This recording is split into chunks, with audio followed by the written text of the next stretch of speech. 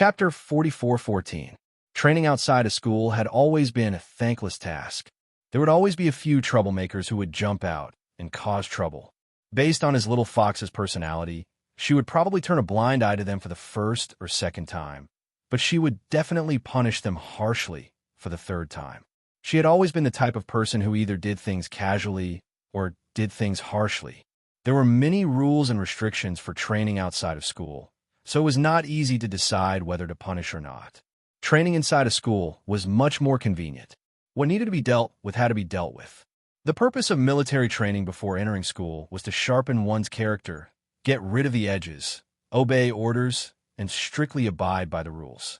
They had to understand the biggest difference between themselves and ordinary college students. Xia Jinyuan's only thought was that he did not want to see Qian suffer outside of school. Sometimes, when he suffered outside of school, it would be difficult to get back at him because of his military uniform, so he could only swallow his anger and let it go. The department head did not think too much about it. He thought that Xia Jinyuan was planning to transfer Yi Qian from outside of school to inside of school. When the time came, he would find a student to replace Yi Qian's position and take up all of Yi Qian's vacation time. Hearing this, the department head laughed coldly and said, "The training outside of school will last for 45 days. I won't give you a single day off." He did not ask where Xia Jinyuan would take Yi Qian for training, mainly because he trusted Xia Jinyuan very much. He also did not suspect that Xia Jinyuan had other motives, so he really came and went quickly.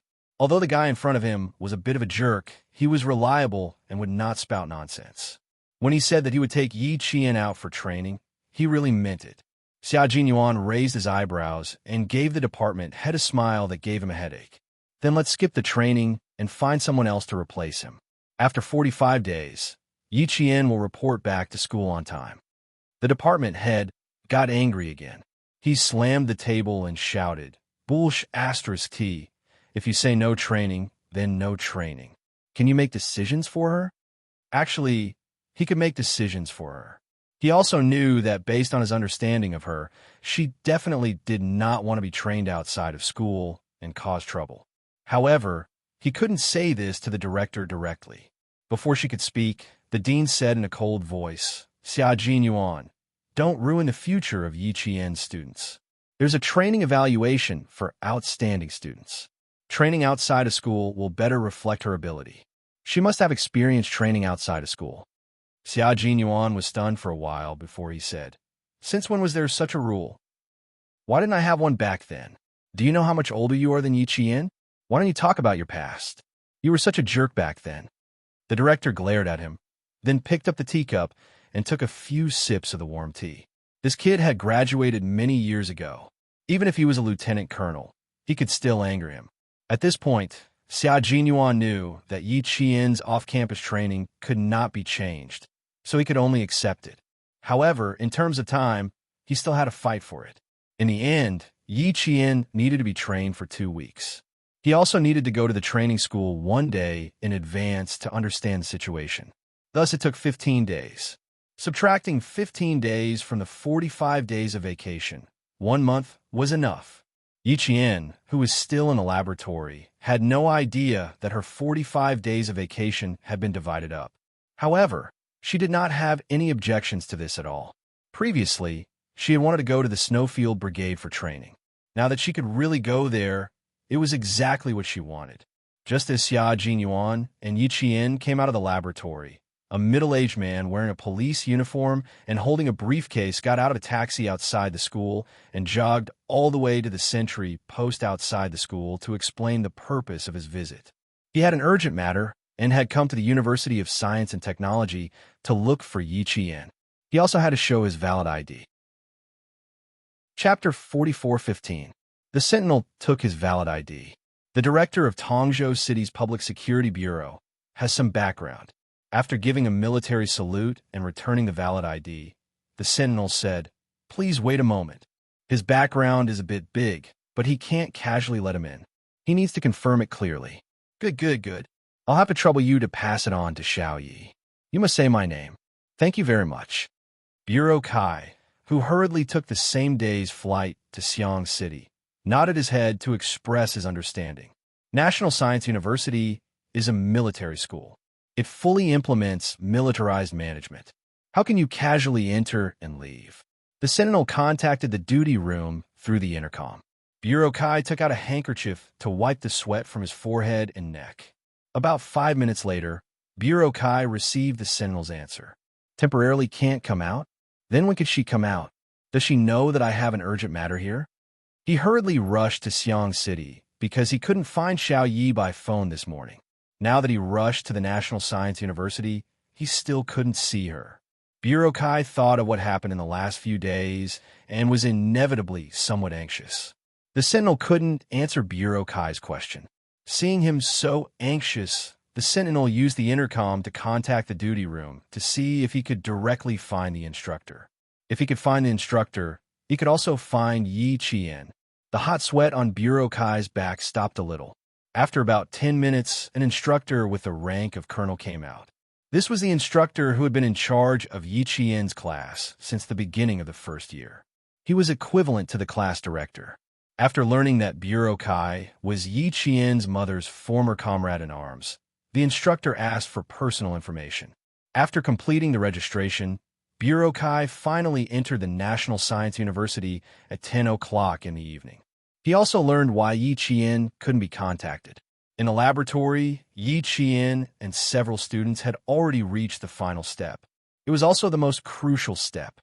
Everyone carefully completed the final bridge of the modeling.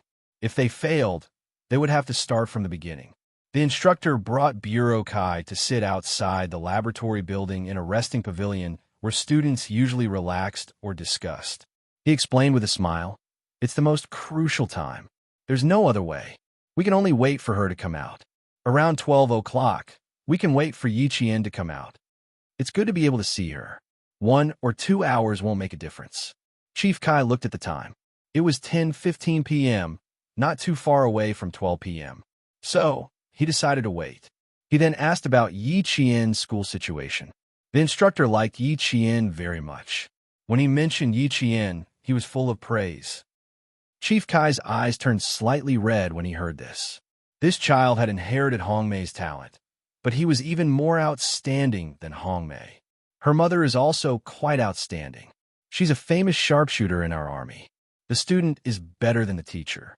At the mention of Hongmei, there was a trace of gentleness in Chief Kai's lowered eyes. This trace of gentleness had never faded because of the departure of an old friend. Even though more than 20 years had passed, it had never disappeared. The instructor did not know much about Yi Qian's mother. He only knew that she was a soldier who sacrificed her life for the country. Suddenly he learned that she was also a marksman. He could not help but sigh. The son inherits the mother's work. There is a successor. The topic revolved around Yi Qian, so there was no awkward silence.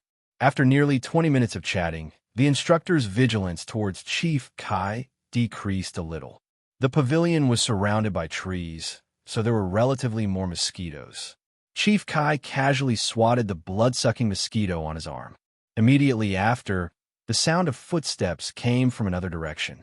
Under the streetlight, the instructor saw the department head walking towards the resting pavilion with someone accompanying him. The instructor stood up and walked towards him. He whispered a few words to the department head. When Xia Jinyuan heard the 2 words Chief Kai, his eyes darkened. Chapter 44:16. Chief Kai. Xia Jinyuan knew Chief Kai, but Chief Kai didn't know him. Chief Kai actually came to look for Yi Qian in the middle of the night. Did something happen? There was a hint of seriousness in his slightly heavy eyes.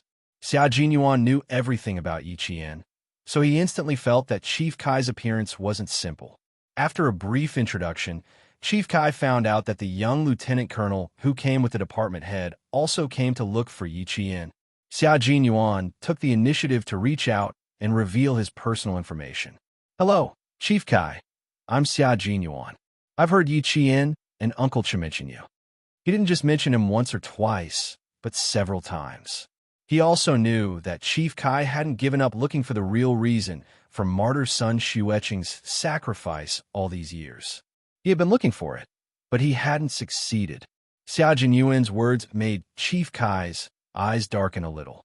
Yi Qian and Uncle Chun had mentioned him in front of this lieutenant colonel surnamed Xia. In a flash, Chief Kai thought of a common point and quietly reached out to shake his hand. "Hello, nice to meet you." He used a little strength and received a secret response from Xia Jinyuan. Chief Kai smiled and nodded before withdrawing his hand. The four of them chatted for about 10 minutes before Xia Jinyuan said to the department head, "You go back and rest first. I'll wait for her to come out. With the instructor and Chief Kai here, you can rest assured." He wanted to talk to Chief Kai alone, so he had to ask the department head to leave first. Chief Kai understood and smiled at the instructor. "Thank you for your hard work tonight. Since this lieutenant colonel is also looking for Xiao Yi, I'll wait with him. You still have class tomorrow, so I won't disturb you." During the chat, the department head also learned some basic information about Chief Kai. Yi Qian's mother was a comrade in the army in her previous life. These years, she had been in contact with Yi Qian. She happened to be in Xiang City on a business trip, so she came to see Yi Qian. The reason why he came over so late at night was simple. He only had time tonight. One of them was the director of the Public Security Bureau, Yi Qian's elder.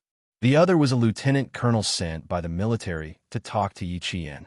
In addition, Yi Qian would be released in about an hour.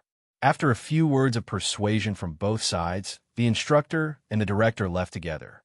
As soon as the instructor and director left, the atmosphere in the rest pavilion suddenly became a little tense.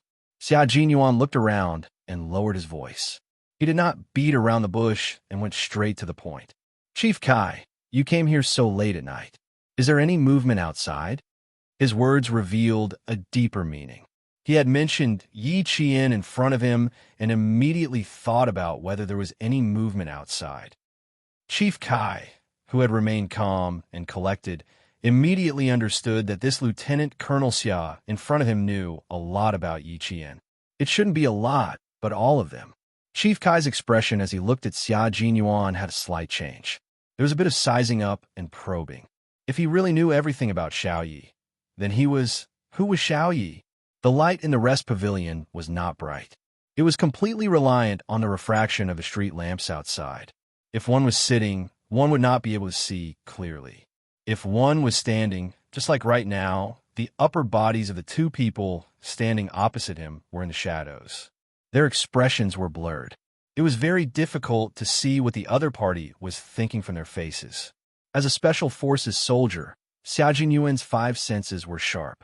He was aware that Chief Kai's probing was related to Yi Qian. As a boyfriend, he only wanted to immediately know what Chief Kai came here for. He completely opened the window and explained, "Uncle Chun and Uncle Jin personally entrusted Yi Qian to me. Since I know you, you can absolutely rest assured about me. To trouble you to personally come to the National University of Science and Technology from Tongzhou, I think it must be something extraordinary." Chapter 44:17. The only connection between Chief Kai and Yi Qian was martyr's son Xueqing. Now that the real cause of martyr's son Xueqing's death had been investigated, Chief Kai, who was her comrade, also knew about it. Since the matter had been resolved, why was he here? From the moment he found out about Chief Kai, Xia Jinyuan had been guessing why Chief Kai was here. It wasn't that he didn't want to think positively, but Chief Kai looked anxious as he waited. He spoke a little faster and kept glancing at the laboratory. It was clear that he was anxious to find Yi Qian and had something important to tell Yi Qian. Now that he had revealed enough information, it was up to Chief Kai to see if he believed him. Chief Kai didn't really believe him. He now knew that Lieutenant Colonel Xia had an extraordinary relationship with Yi Qian. He also knew that Yi Qian trusted him a lot. But sorry, what he told Yi Qian was very important. Even if Old Chun personally entrusted Yi Qian to him, he wouldn't trust him completely. The human heart was the most difficult thing to understand. There's no hurry. Xiao Yi should be out soon. Let's wait for her to come out. Chief Kai smiled and invited Xia Jinyuan to sit down with him. Have a seat. When Xiao Yi comes out, let's talk again. Hearing this, Xia Jinyuan took a deep breath and had to speak again. The reason why the military found out about martyr's son Xueqing's death was because I reported it to the military. If you don't trust me or have any doubts, you can ask me. I will definitely answer them one by one. Yi Qian is the most important person in my life. I want to know everything about her. If she has any difficulties, I want to help her solve them. Chief Kai, please tell me why you're here. As expected of his mother-in-law's comrade when she was alive. He was an old soldier, and his cautiousness was admirable. Chief Kai's expression changed. Were you to Xiao Yi? It was good that he could ask. Xia Jinyuan replied calmly. I'm someone who will spend the rest of my life with her. Lover, friend, comrade. Lover, friend, comrade. That would be Xiao Ye's boyfriend. Your surname is Xia, but you're only a lieutenant colonel. You're able to report directly to the military. Chief Kai looked at the young lieutenant colonel again with his sharp eyes. Xia, to investigate the inside story of Hong Mei's death, Commander-in-Chief Xia, the highest-ranking general in the military, had personally met him and contacted him on the phone many times. Both of them had the surname Xia. Commander-in-Chief Xia Xinhui is my father. Chief Kai's body trembled, and the tension in his heart instantly loosened. Someone came to me and asked about Hong Mei's past. After several probing, I found out that they were actually here for Yi Qian. Without hiding anything, Chief Kai told him where he came from. Not only did they find me, but they also found a few of our comrades. They were all asking if Hong Mei had any descendants. Li Chuhai was executed, and Hong Mei's injustice was cleared. Why would anyone still want to know about Hong Mei's past? Why do you want to know if Hong Mei still has descendants? Who are these people? Why are they trying to get to the bottom of this? We have to get to the bottom of this. The atmosphere in the pavilion became oppressive again, and it was even more solemn and heavy.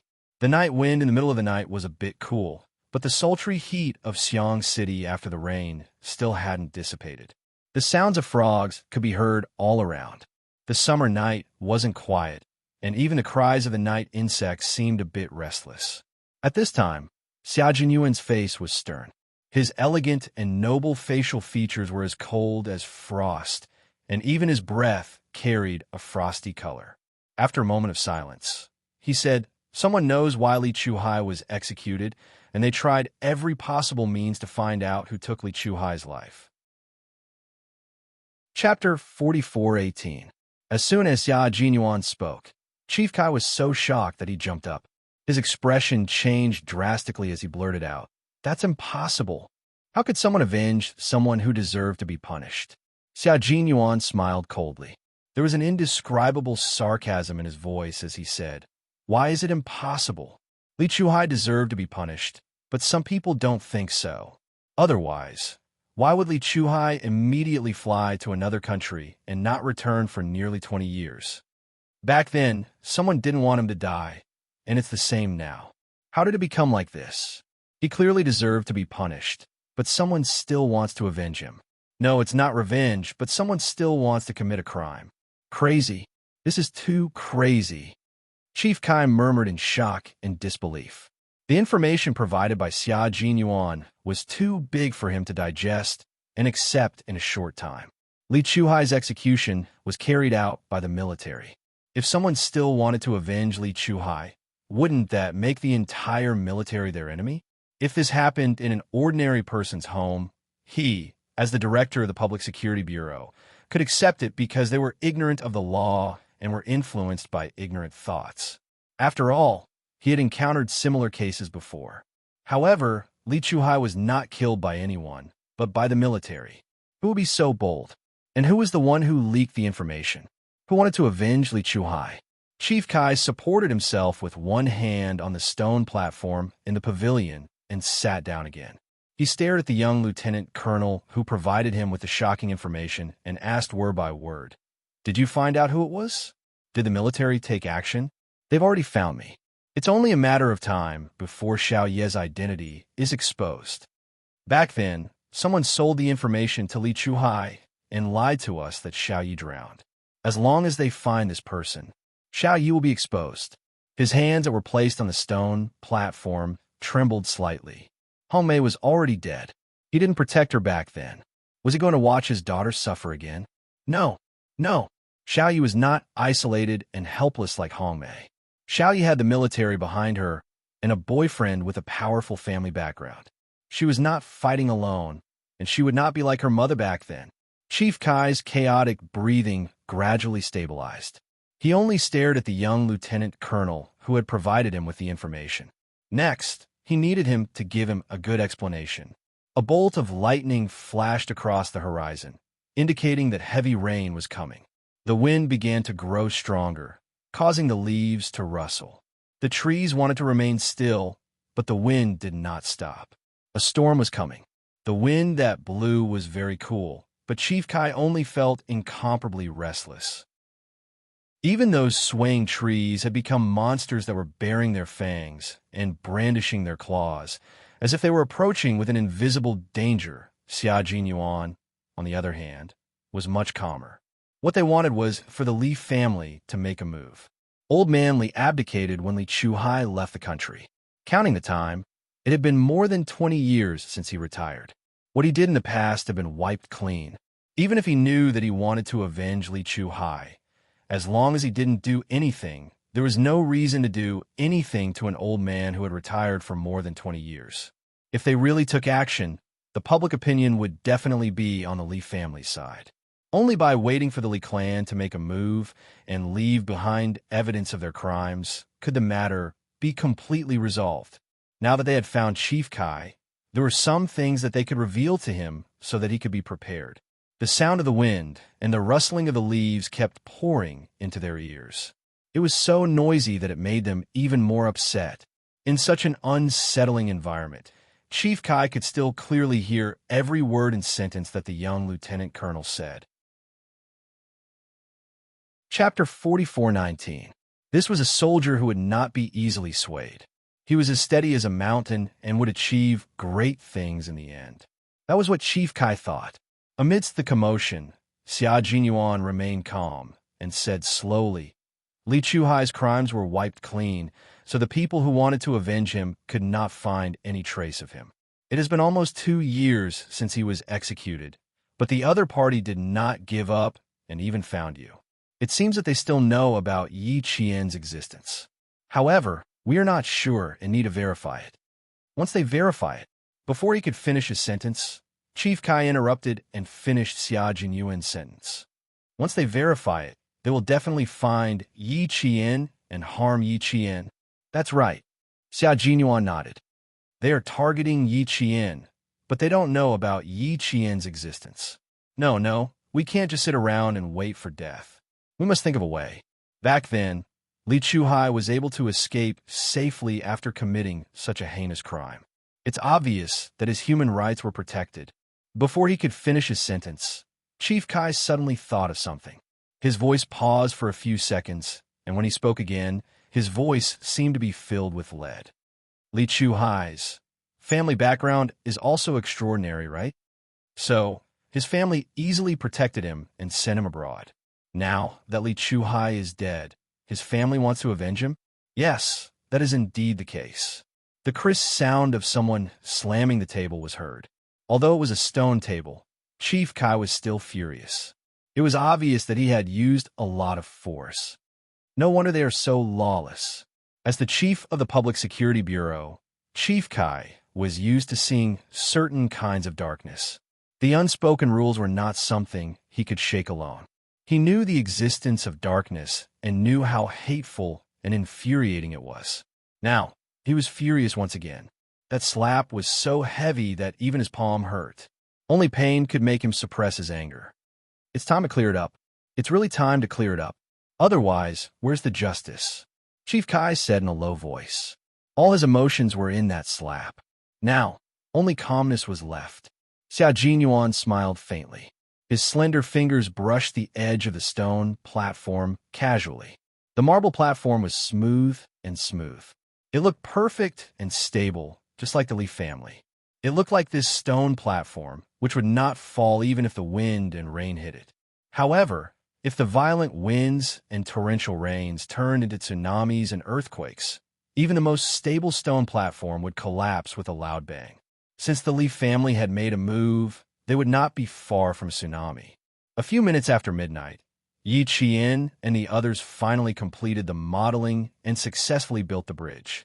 They closed the heavy door of the laboratory and walked out in high spirits, chatting and laughing.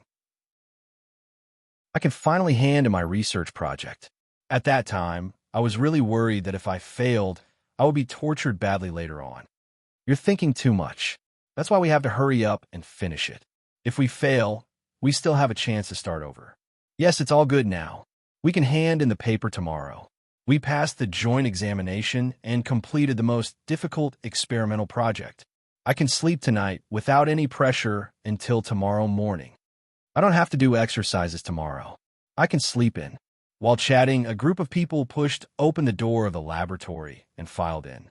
Several boys offered to send Yi Qian to the girls' dormitory first. Yi Qian smiled and refused. You all have to rest early. The girls' dormitory is not far away. Chapter 4420.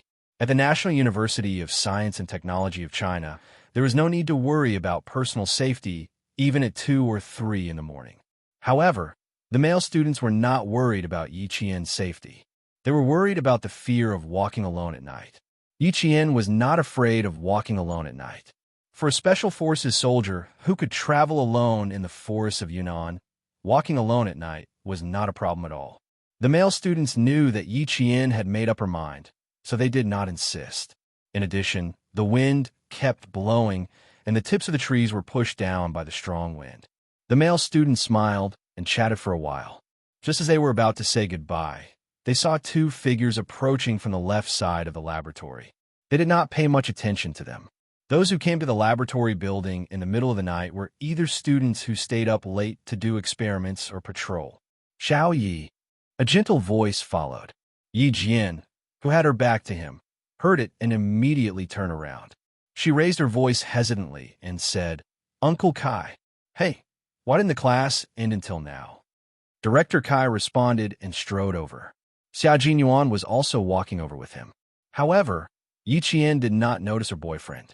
Or perhaps she was surprised by Chief Kai's appearance, so she did not pay much attention to him. She turned to the male students and said, My uncle is here to see me. You guys go back to the dorm quickly. Since he was Yi Qian's uncle, they did not want to stay any longer. He was still waiting in the middle of the night. There must be something urgent. Goodbye. Good night. See you tomorrow. The male students left together. Comrade Xia Jinyuan was a little emotional. His girlfriend did not notice him. His girlfriend did not recognize him. His girlfriend recognized Chief Kai's voice, but she actually didn't recognize her boyfriend who was walking over. His girlfriend, Xia Jinyuan, who was a little emotional, felt that it was necessary to have a good chat with his girlfriend. But the next second, Lieutenant Colonel Xia was overjoyed because his girlfriend recognized him. Captain Xia, compared to her hesitation when she saw Chief Kai, Yi Qian was pleasantly surprised to see her boyfriend. Her dark eyes sparkled like stars. Why are you here? Why are you with Uncle Kai?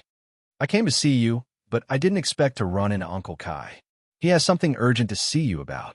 Her emotions disappeared along with Yi Qian's unconcealed surprise. Xia Jinyuan smiled and said, I didn't expect to see you in a hurry for an experiment. Chief Kai walked over and sighed. Xiao Yi, time is important, but you have to balance work and rest. You can't tire yourself out. Let's go. It's been a long day. Let's go back to the room and talk. Although Chief Kai did not meet Yi Qian to meet him, he was a friend. If he was an ordinary university student, Chief Kai would take Yi to take care of him.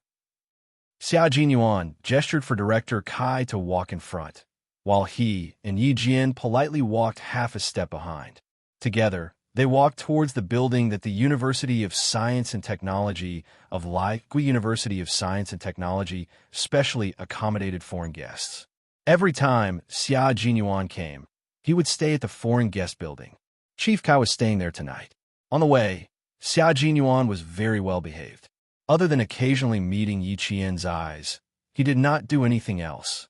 Elegant, proper, steady, and calm. This was Chief Kai's evaluation of Xia Jinyuan when he first met him. The 1-bedroom and 1 living room was not big, and the decorations were simple. Yi Qian sat on the wooden sofa and listened quietly to Chief Kai. He actually came to find Chief Kai to ask about his mother's life. He even asked if his mother had any children. It seemed that the Li family had heard something. Chapter 44:21. The only fortunate thing is that they don't know your mother's real name, only the code name Hong Mei. If they knew your mother's real name, they would also know about your existence. Chief Kai finished speaking in one breath, his tense voice cold. Once they know about your existence, they will definitely harm you. Xiao Yi, you have to be mentally prepared. But you don't have to be afraid. No matter how powerful the Li family is, they can't do anything. After Chief Kai finished speaking, Xia Jinyuan looked at Yi Qian, who was sitting next to him. There was even a faint smile in his eyes. His relaxed demeanor was a stark contrast to the worried Chief Kai. Although Chief Kai was very concerned about Little Fox, he still didn't understand her well enough. His little fox had braved through storms and thistles all the way. She had relied on herself to carve out a broad path. She had been hurt, tired, and cried. She had never been afraid, worried, or given up. How could such a little fox be afraid? With a smile on his face, Xia Jinyuan adjusted his sitting position. He leaned against the back of the sofa lazily and waited for Yi Qian's reply. Xia Jinyuan understood Yi Qian well. She had never given up when faced with the Li family's harassment. After her rebirth, she had always known that the world around her was not peaceful. Now that she heard that the Li family would harm her if they found out about her existence, Yi Qian's heart was very calm. She had long gotten used to being schemed against. She just had to face it. What was there to be afraid of? Hearing this, Yi Qian smiled and said, "Uncle Kai, don't worry. I'm no longer the little girl who could be easily manipulated. No matter how long their hands are, they won't be able to harm me openly. Even if they want to harm me, they have to have the opportunity first, and I won't give them the chance to harm me." There was still a year before graduation. If the Li family dared to extend their hands into the National University of Science and Technology, the military would definitely take action immediately. He wanted to see how many spies Old Man Li still had after retiring for so many years. Chief Kai didn't expect his worries to turn into nothing when it came to Yi Qian. He didn't even react. He was as calm as Lieutenant Colonel Xia.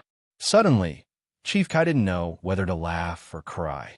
The relationship between the two of you, now, I really believe that you're a couple. So I'm the only one who's worried, and the two of you didn't treat it seriously. His words made Yi Qian and Xia Jinyuan laugh involuntarily. The two of them, who were sitting on a three-seater wooden sofa, looked at each other at the same time, as if telepathically. Their eyes were filled with affection that made Chief Kai blush a little. Incredible, incredible. These young people are really incredible. All right. Young man, I'm still here. Be careful, be careful. Chief Kai couldn't help but laugh. Looking at the beautiful couple sitting together, his eyes gradually became gratified. Thinking of the martyr son Xueqing who had passed away, Chief Kai's eyes unknowingly became a little moist. That's great. It's great to be young. Hong Mei, you can rest assured in the underworld. You can rest assured. Yi Qian has grown up to be a slender and elegant child. She's a dragon among men, and her abilities are valued by the military. Compared to you back then, to put it bluntly, your daughter is much stronger than you. It's good that she's much stronger. It's because she's strong that she can achieve what she has today. If she was weak, she would have been eaten by those jackals and wolves a long time ago. Her boyfriend is also very good. He's handsome and knows when to advance and retreat. Most importantly, he can support Yi Qian, shelter Yi Qian from the wind and rain, and give Yi Qian a stable family. Chapter 44:22. They're a perfect match. You can't find another couple as perfect as them. Don't worry. Chief Kai, whose eyes were wet, took a deep breath and suppressed the sourness that rushed to the root of his nose. Since you two know what to do, I'm relieved. Xiao Yi, it's getting late. Let Colonel Xia send you back to your dorm. Although it's safe on campus, it's better to have someone accompany you. He was deliberately letting the young couple spend some time alone after being separated for a while. Xia Jinyuan readily agreed and said to Yi Qian, "I have something to talk to you about. Let's go. We'll talk as we walk." Then he said politely to Chief Kai, "You should rest early. Good night." "Good night, Chief Kai." I'll come see you tomorrow. Yi Qian got up and planned to come over early tomorrow to accompany this uncle of hers. She had only met him a few times, but because of her mother, he cared about her a lot. The Li family found him in the morning, and Uncle Kai rushed to the University of Science and Technology at night. It was obvious how anxious he was. Before leaving, Yi Qian said, "Don't worry. The Li family can't do anything to me." She had already shown her face in front of the leader and was remembered by him. The Li family wanted to harm her? Bring it on. Let's see who will win.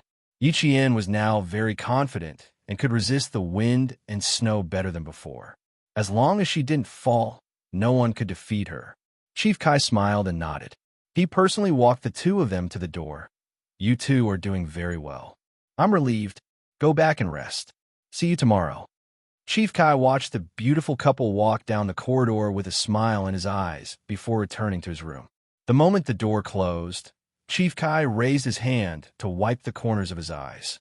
After a long time, a long sigh filled with nostalgia came from the room.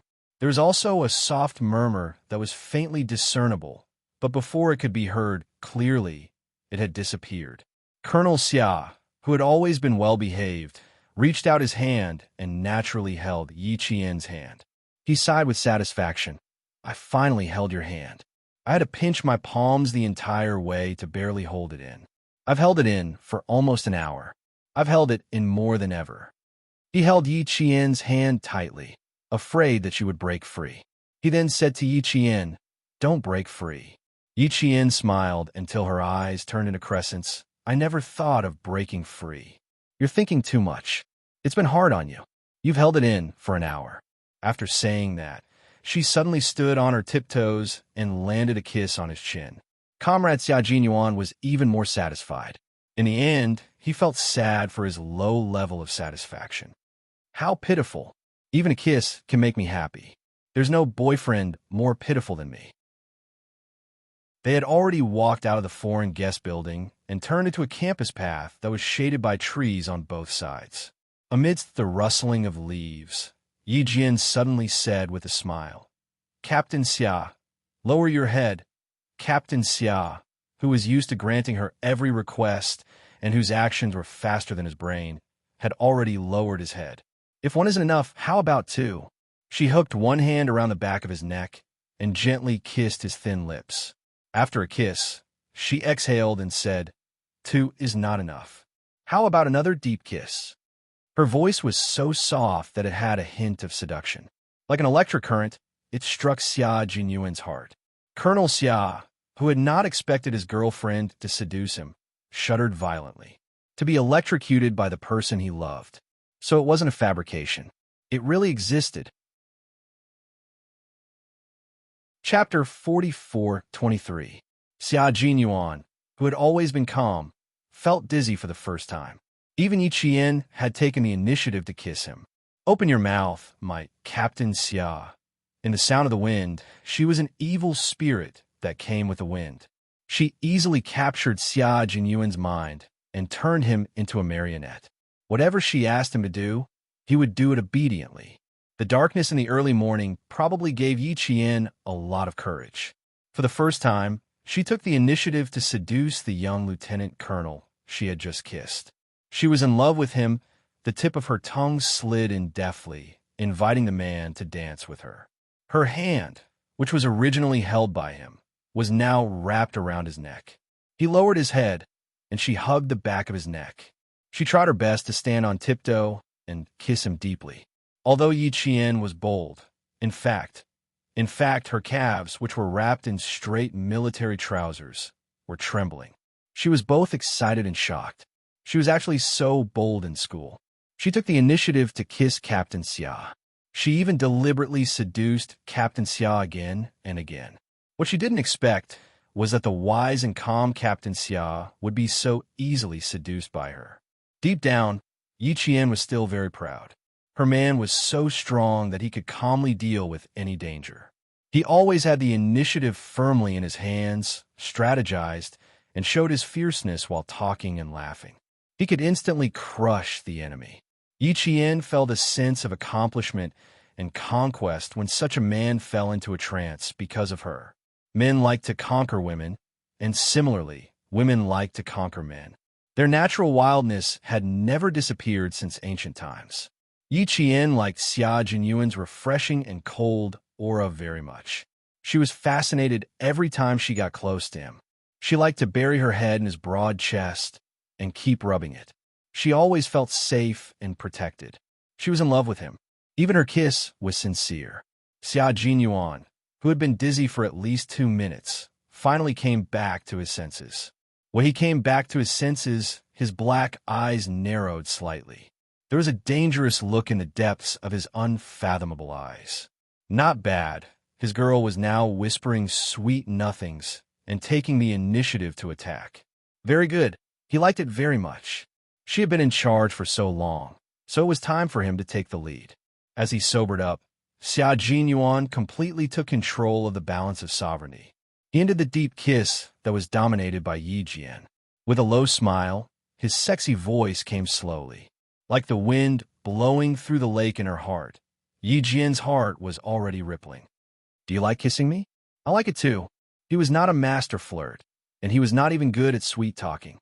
However, in front of Yi Qian, sweet-talking came out of his fingertips, and every word he said made Yi Qian blush.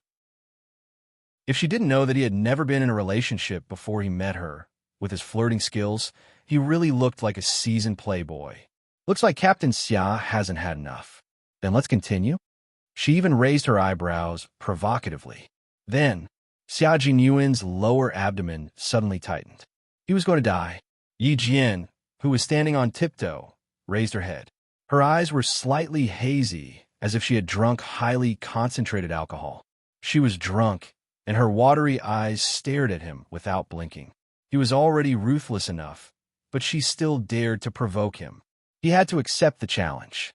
Even if it took his life, he would not hesitate. His long arms immediately wrapped tightly around Yi Qian's slender waist. You dare challenge me? You didn't gain weight, but your guts have.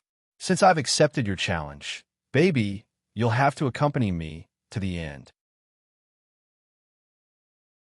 Chapter 44-24. A battle to the end. Purposely separating what's the deeper meaning. Cough. Yi Qian pondered for a moment, and the redness in her ears quickly spread to her neck. Without giving her too much time to think, Xia Jinyuan precisely kissed her lips with a predatory aura. His back, which was as straight as a pine tree, was slightly bent because of her so that the two of them could kiss more comfortably. Lips and teeth intertwined, they danced together, sang together, and even the strong wind became their accompaniment. Do you dare to fight to the end with me? Do you want to fatten up a little more? Grant me my wish early? He asked in a low voice. His hoarse voice was so sexy that it made Yi Qian's ears tingle. Back to my room. It's on the first floor. It's very close, only 50 steps away. As he spoke, his kisses kept landing on Yi Qian's lips. Their lips were a little hot, burning, and had an inexplicable ambiguity. More importantly, there was the impulse of a young man and woman. Yi Qian, whose legs were a little weak, leaned against him. Her body was as soft as noodles, and she was still steaming. No, she was still panting. The kiss was too deep, and she was out of breath. Yi Qian, who was out of breath, was lost in Xia Jinyuan's sexy voice. She seemed to have heard what he said, but also seemed to have not. Her hands were around his neck, and she nodded while panting. Her red lips parted slightly, and judging from the shape of her mouth, it was obvious that she was going to say okay. A few beams of light suddenly flashed, and the sound of orderly footsteps came closer. Xia Jinyuan was the first to see the strong light, and a few invisible words floated in front of his eyes. This is bad. A second ago, he gritted his teeth and thought. A second later, Yi Qian's hands left his neck. A second later, his brain was filled with oxygen, and he finally returned to being the calm and reserved Yi Qian. 10 minutes ago, the Yi Jian who dared to seduce her boyfriend directly and seduced him hit again. Only her watery eyes could still be found. Who's there? The strong light shone directly in their direction, and the patrolling sentinel asked sternly. Command Class 987 Yi Qian. He quickly turned around, straightened his back, and walked towards a sentinel. As the sentinel finished his salute, Yi Qian took out his ID and handed it to the sentinel for inspection. He said, "I've been ordered to receive Lieutenant Colonel Xia from the military. I have some matters to attend to, so I can't go to bed yet." Yi Jian had already adjusted herself. As a man, Lieutenant Colonel Xia could immediately adjust his facial expression, but it was difficult to adjust his physiological changes in a short period of time. He leaned his body slightly to one side.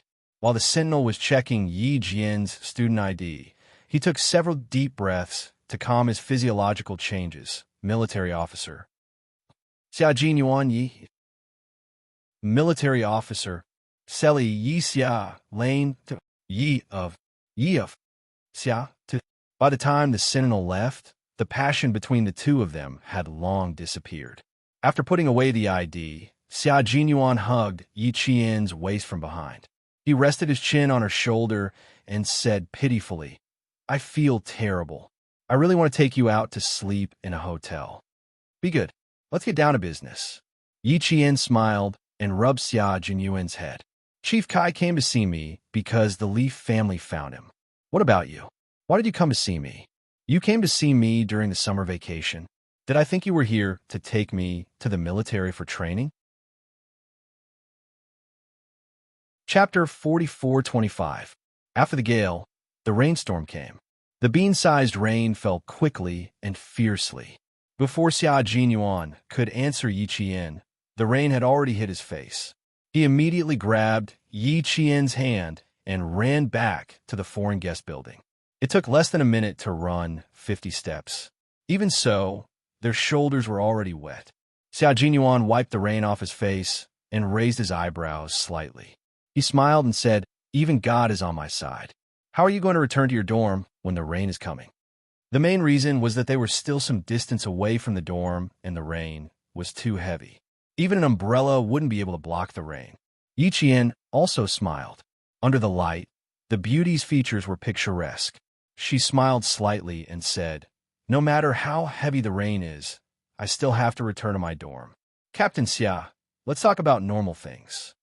The kiss just now was a little intense. Her lips were bright red like cherry blossoms waiting to be plucked. With rainwater on her lips, she looked even more seductive. The man standing in front of her gradually darkened his eyes. He looked at her lips that were red from his kiss and was full of possessiveness as if he was staring at his prey. His slender fingers curled gently in the dark. He couldn't suppress the restlessness that came from the depths of his heart. Instead, the more he suppressed it, the stronger the rebound. It overflowed to his limbs and bones and went straight to his brain. This was really going to kill him. Xia Jinyuan sighed heavily. At this moment, even the turbid air he exhaled was hot. "During the summer vacation, you will follow us to the border for live fire training. You will be in one group with the male soldiers who have joined the army for 2 years and have yet to carry out a mission. Both sides will complete the live fire training together." As expected, that's great. I was wondering if I could train with my comrades again. I was afraid that I wouldn't be able to participate because of the off-campus training. Yi Qian's eyes lit up. Under the light, Xia Jinyuan's figure could be clearly reflected in his bright eyes. "Then I don't need to go for off-campus training anymore. This will solve my biggest headache." He was so happy that he forgot to ask how long it would take to complete the training together. The original plan was to give all of the teams 45 days of summer vacation, but the director refused. As soon as he spoke, the light in Yi Qian's eyes dimmed. Even the smile on her face seemed less cheerful. Xia Jinyuan couldn't bear to ruin her mood, but he still had to say, "The director refuses. You have to complete the off-campus training. Therefore, your time is divided into 2 parts. 30 days for training in the brigade and 15 days for training outside the school." Sigh. I knew there was no way to reject the training outside of school. I was so naive to think that I could reject it. Yi Qian smiled helplessly. "I have no choice but to accept it, but I'm still very happy. I can go out and train for at least 30 days. I haven't trained with my comrades in a long time. I'm worried that if I don't catch up, I won't be able to catch up to them." Even though she completed her training in school every day, she was still worried that she would be left behind by her comrades. After all, the difference between military school training and the special forces training was too great. It's normal to have some distance. When the time comes, practice well and catch up. I believe you can do it. Xia Jinyuan was also very helpless. Why did he feel that his charm couldn't compare to a training session? The rain was so fierce that even the corridor was dripping. The ground was instantly wet. Helpless, Lieutenant Colonel Xia pulled her a few steps inside. In the end, he couldn't help but lift his hand and flick Yi Qian's forehead. He laughed and said, "When it comes to training, your eyes shine brighter than when you see me. I'm almost jealous of the training." Chapter 4426. Yi Qian was amused by Lieutenant Colonel Xia's aggrieved expression. Sometimes he was really petty, but it was more genuine. Yi Qian pretended to think for a moment, then deliberately said after a few seconds, "That seems to be the case. Compared to seeing Captain Xia, I prefer training. Because this way, I will get closer to you." She smiled as she spoke, her gaze suddenly sliding down to his epaulette. Her dark eyes lit up again. "You got promoted, one more star." Although he was a lieutenant colonel, he was actually a senior colonel because he wanted to wait for her to fight alongside him. "I got promoted. If I didn't get promoted, I would feel even more aggrieved. My girlfriend doesn't miss me, and the army also wants to abandon me. How sad would that be?" Xia Jinyuan let out a long sigh, like a resentful husband who had been abandoned. "I miss you. I miss you a lot. I want to train with the brigade because I want to see you every day." While Comrade Xia was still pretending to be aggrieved, Comrade Yi suddenly made a passionate confession. This sudden confession stunned Xia Jinyuan, who was pretending to be aggrieved. After a few seconds, the man coughed lightly, and a smile slowly spread across his handsome face. "I miss you a lot too, and I also want to see you every day." These words of love made Chief Kai, who was only 3 steps away, stop in his tracks. If he hadn't heard it with his own ears, he wouldn't have believed that such mushy words of love would come from the mouth of such a cold and stern man. Now, he couldn't advance or retreat. In the end, Chief Kai silently turned around and walked up the stairs again. "Don't go out and interrupt the couple's time together. We'll talk about it tomorrow." Fortunately, Chief Kai didn't come out. Otherwise, with Yi Qian's thin skin, he would definitely have rushed into the rain and left as if he was escaping. The two of them stood in the corridor with drizzle drifting in. They looked at each other. Even the storm couldn't destroy the affection between the two of them. Yi Qian's gaze was gentle and affectionate, while Xia Jinyuan's gaze was intense and carried an indescribable impulse. His gaze made Yi Qian's breathing quicken, and his heart beat like a drum. Because of his gaze, even the air became extra hot. He wanted to escape, but also wanted to cater to it. Yi Qian gently bit his lower lip as his long eyelashes fluttered. Should she go back to the dormitory tonight? Was she really going to stay with him? What if they were discovered? After all, this was a school. It would be inappropriate for him to stay here. However, she was a little reluctant to go back to her dorm like this. Yi Qian, who was feeling conflicted, had no idea how beautiful she was right now. Her dark eyes were filled with affection, and she was biting her lower lip slightly. She had a charm that could captivate any man. Coupled with her shyness, Xia Jinyuan felt his blood temperature rise by several degrees. If this continued, he really couldn't let her go. Xia Jinyuan's sexy atoms apple-bobbed twice as he interrupted their gazes. Taking a deep breath, he said to the girl who still dared to stare at him, "I'll go get an umbrella. Wait for me." After a while, Yi Jian came to her senses and replied with a monotonous, "Oh." Xia Jinyuan raised his eyebrows, and a deep smile appeared on his thin lips. His faint smile made Yi Qian's face burn even more. Why did that "oh" sound full of disappointment? It was as if she was disappointed that he didn't take the initiative to ask her to stay.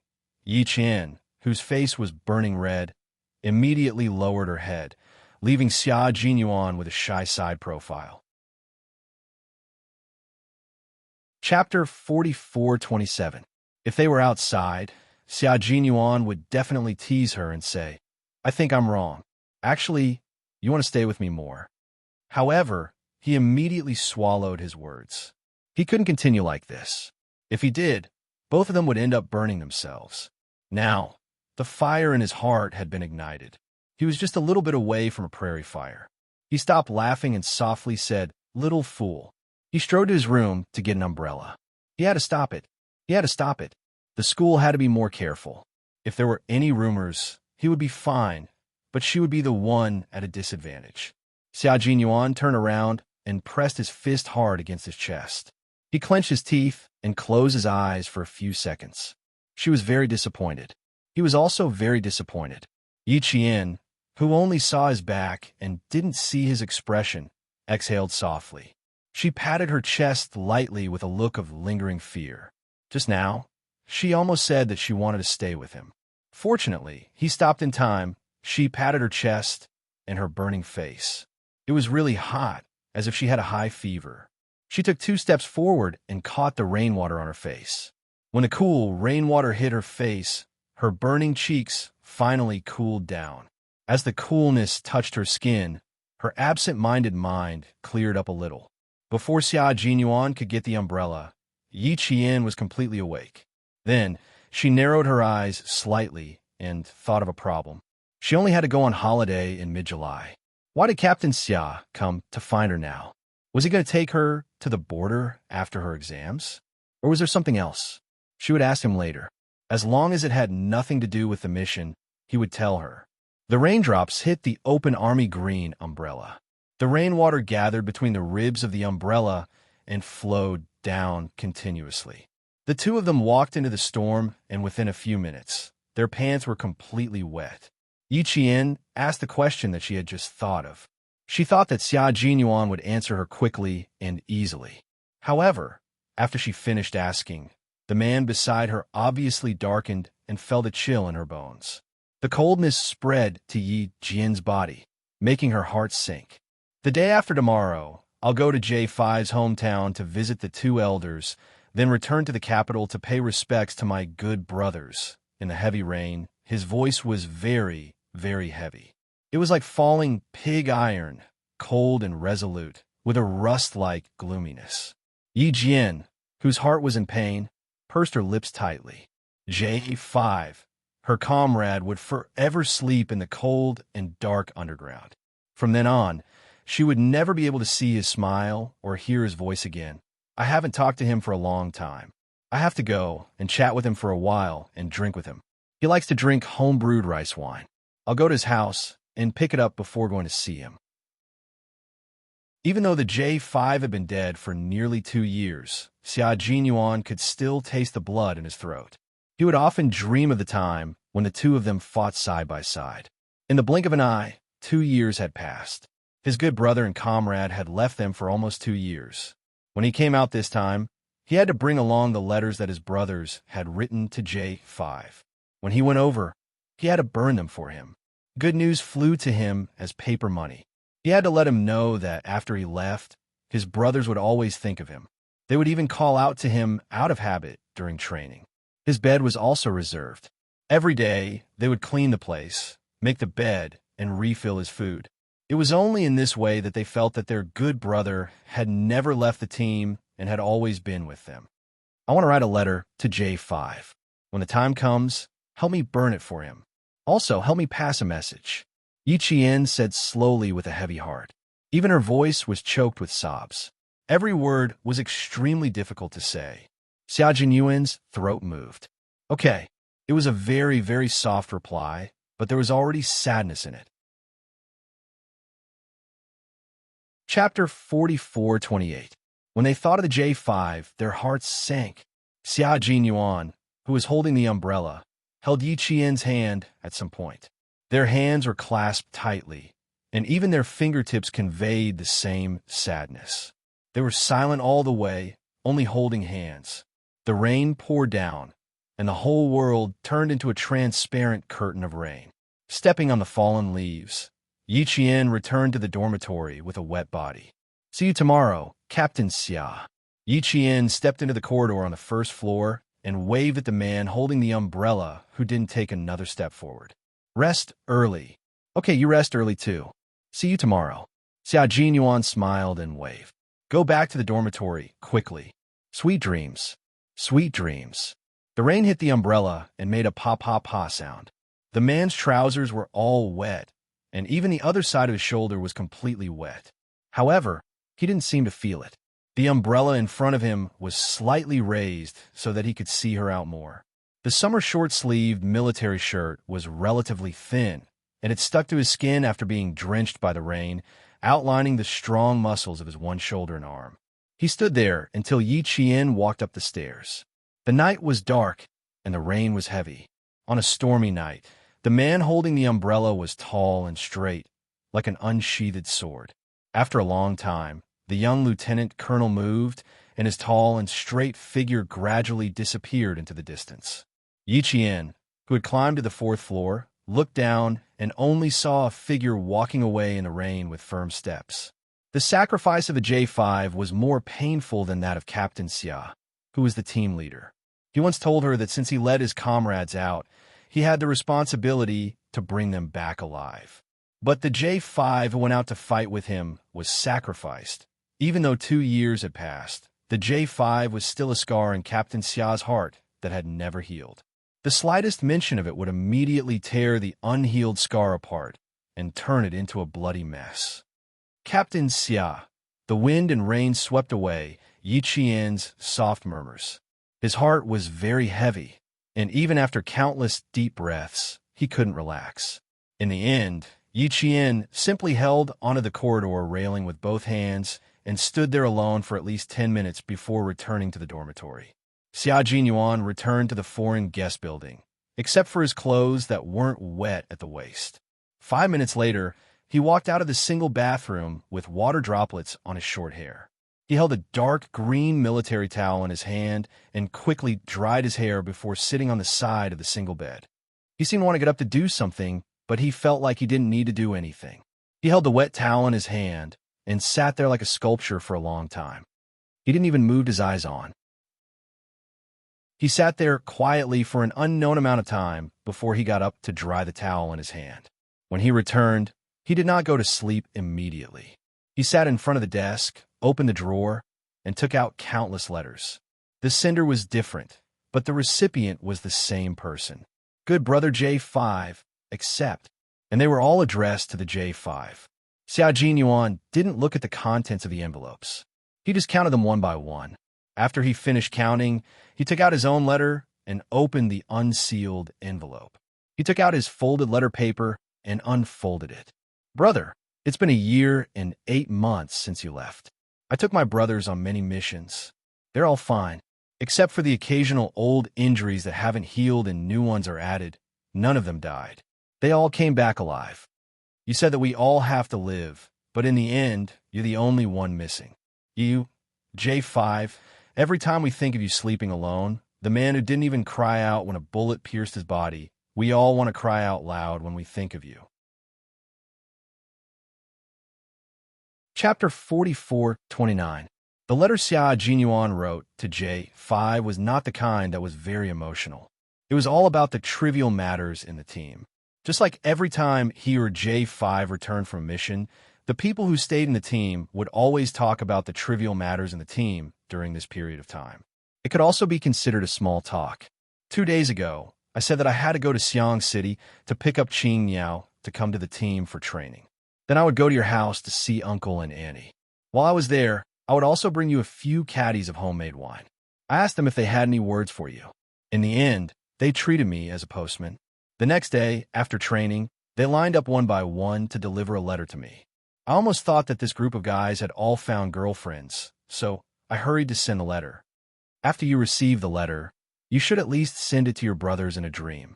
I know that you received a letter from your brothers, and I know that your brothers have done a few more rounds.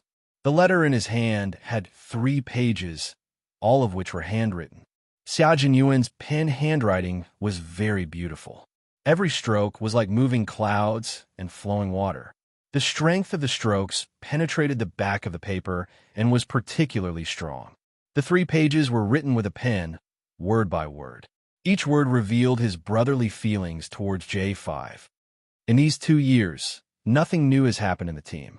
Other than G3 getting married and becoming a father, T6 finding a girlfriend, the bachelors are still bachelors. They still take care of themselves with their left and right hands. It was not easy to arrange a blind date for the entire team. In the end, this group of cowards actually did not dare to talk to the girls. Later, the political director asked the boss if the soldiers arranged this time all had problems with their mouths. They also complained that the boss did not know how to arrange things and wasted a good resource for nothing. Therefore, on the first day I came back from a mission, the first thing I did was to drive this group of cowards with mouths out of their beds. They carried weights for 10 kilometers overnight. A group of cowards who stutter when they see girls. Brother, you have to bless them to find a partner as soon as possible. If their left and right hands get close and something goes wrong, in the end, they really will have to leave home and become a monk. The letter was flipped page by page. The end of the letter was written, Xia Jinyuan, written on June 27, 2002. As he read line by line, the veins on the back of his hands that were holding the letter were bulging. He was using a lot of strength, and when he opened the letter again, it was already wrinkled. There was a letter lying quietly at the corner of the desk. Xia Jinyuan's gaze paused slightly, and a faint smile appeared on his thin lips. He leaned over and reached for the forgotten letter. It was not a letter from his comrades to J5, but a love letter from his suitor to Yi Qian. After opening the letter and reading it, Xia Jinyuan raised his eyebrows countless times and sneered from time to time. Good lad.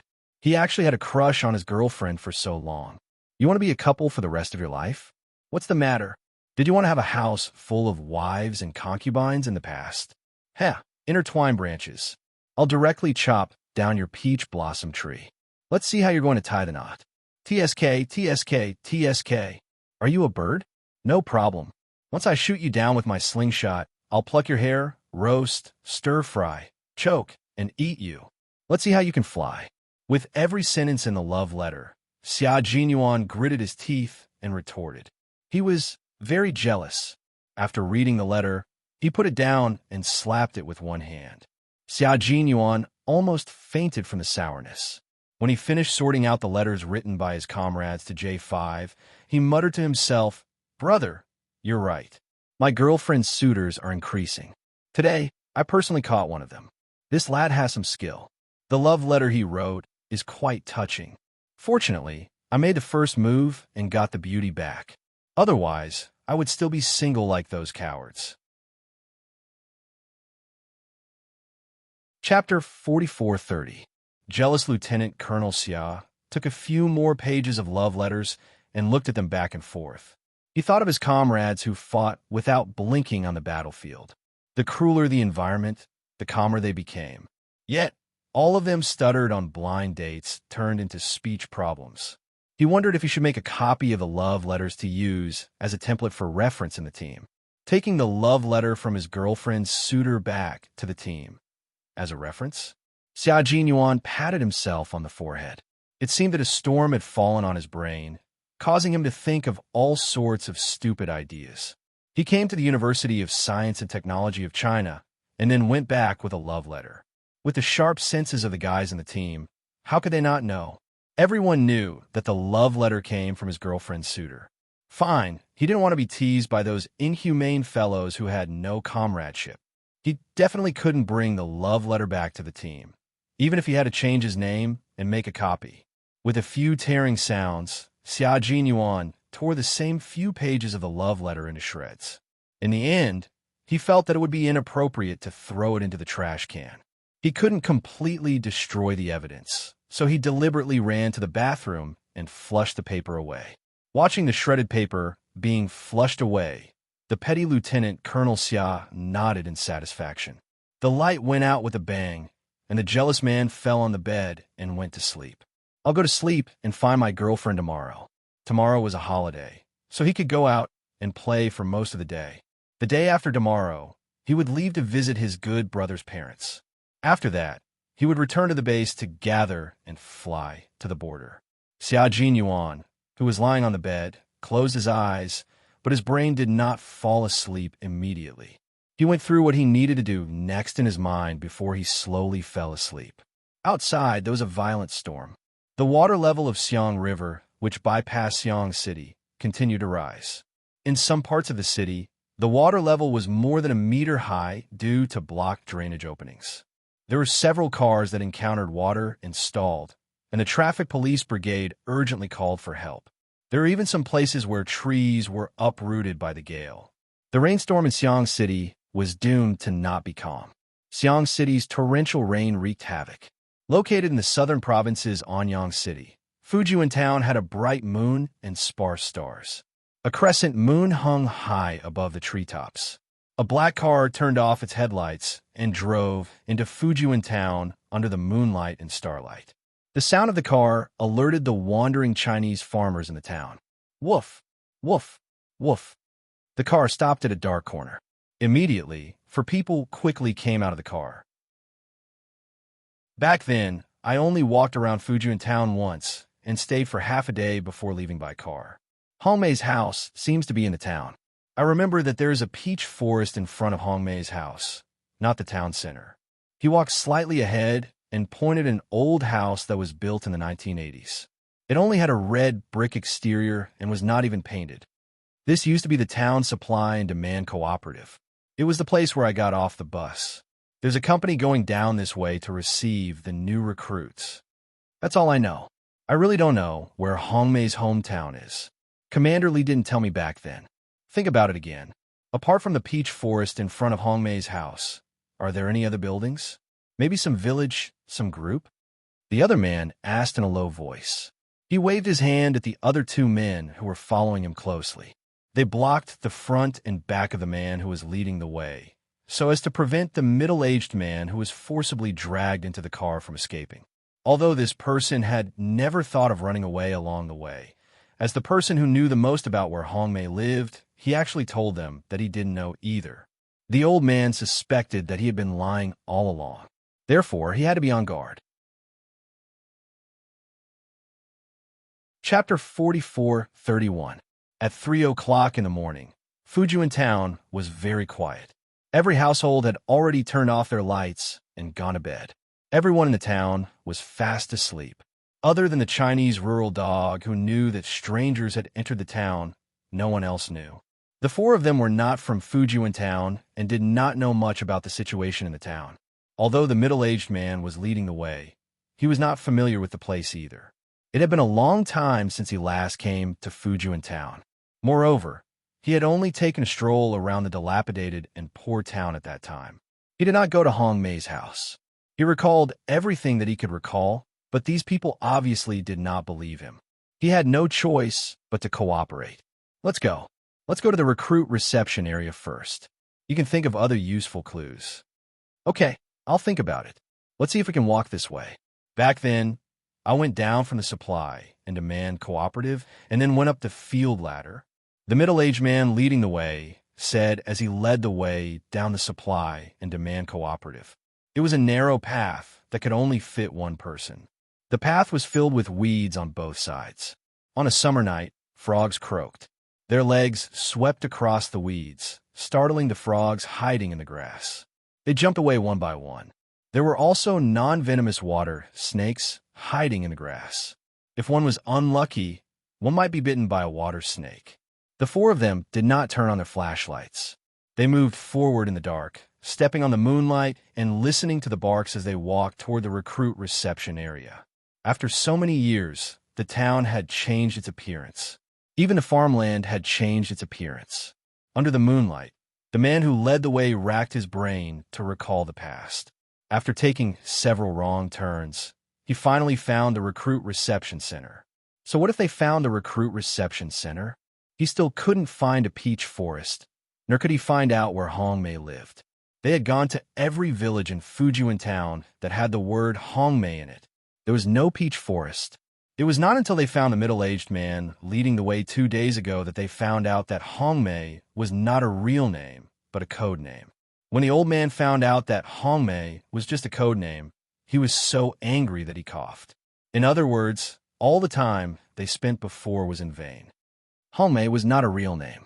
Even if they searched all the Hongmei in the neighboring towns, they would not find the person the old man was looking for. They immediately changed the direction of the investigation. They no longer just looked for names. Instead, they looked for female soldiers in Fujian Town 16 years ago and how many female soldiers were buried in the Martyrs' Cemetery during that time period. This time, they didn't come to Fujian Town to look for names or people. They split into two groups. One group entered Fujian Town again, and the other went to Anyang City in Nan Province to look for clues. According to the reliable information of the man who led the way, Red Plum Blossom was conferred the title of a martyr when she was sacrificed. The Prime Minister personally covered her body with a national flag and sent her back to her hometown for burial.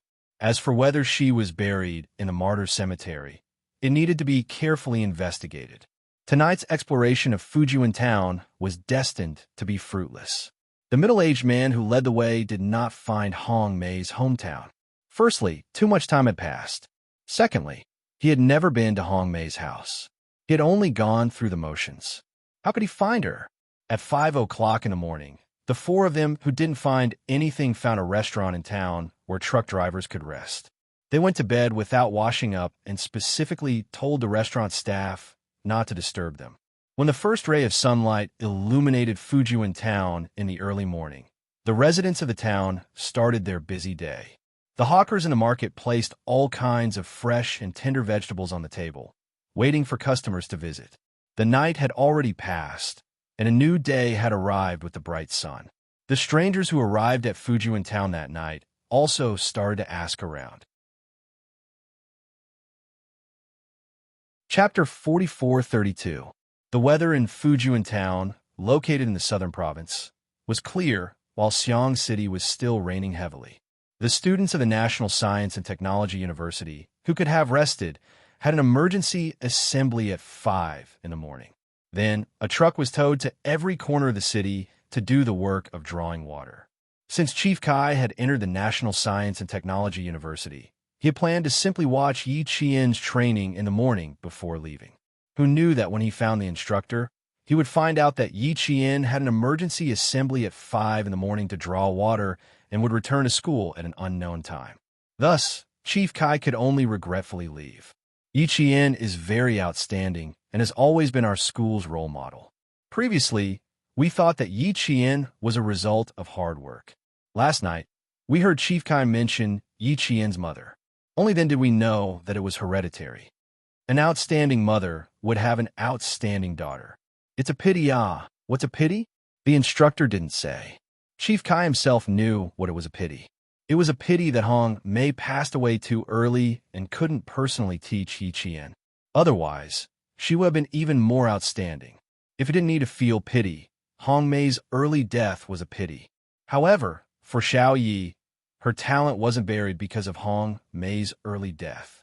On the contrary, she received the training of a first-class sergeant major and a world-class gun king.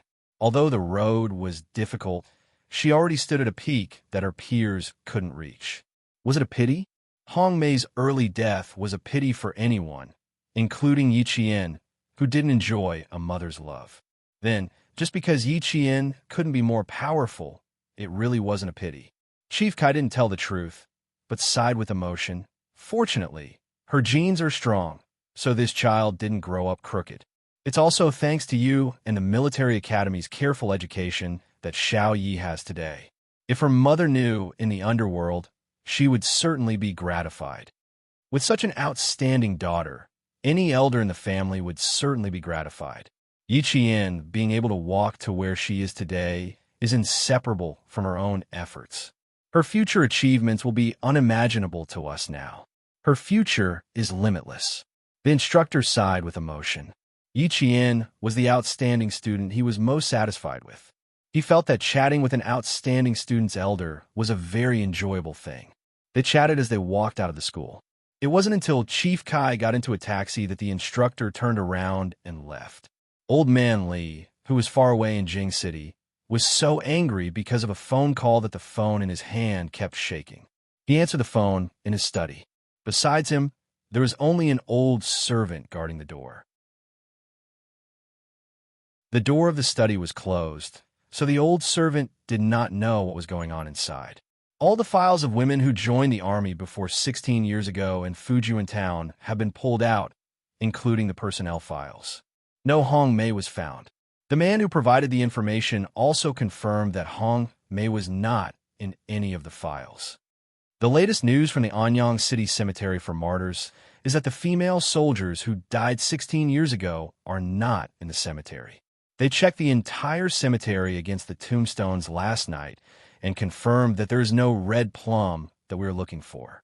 Also, Old Man Lee, whose hands were trembling violently, didn't realize that even the corners of his mouth were slanted to one side.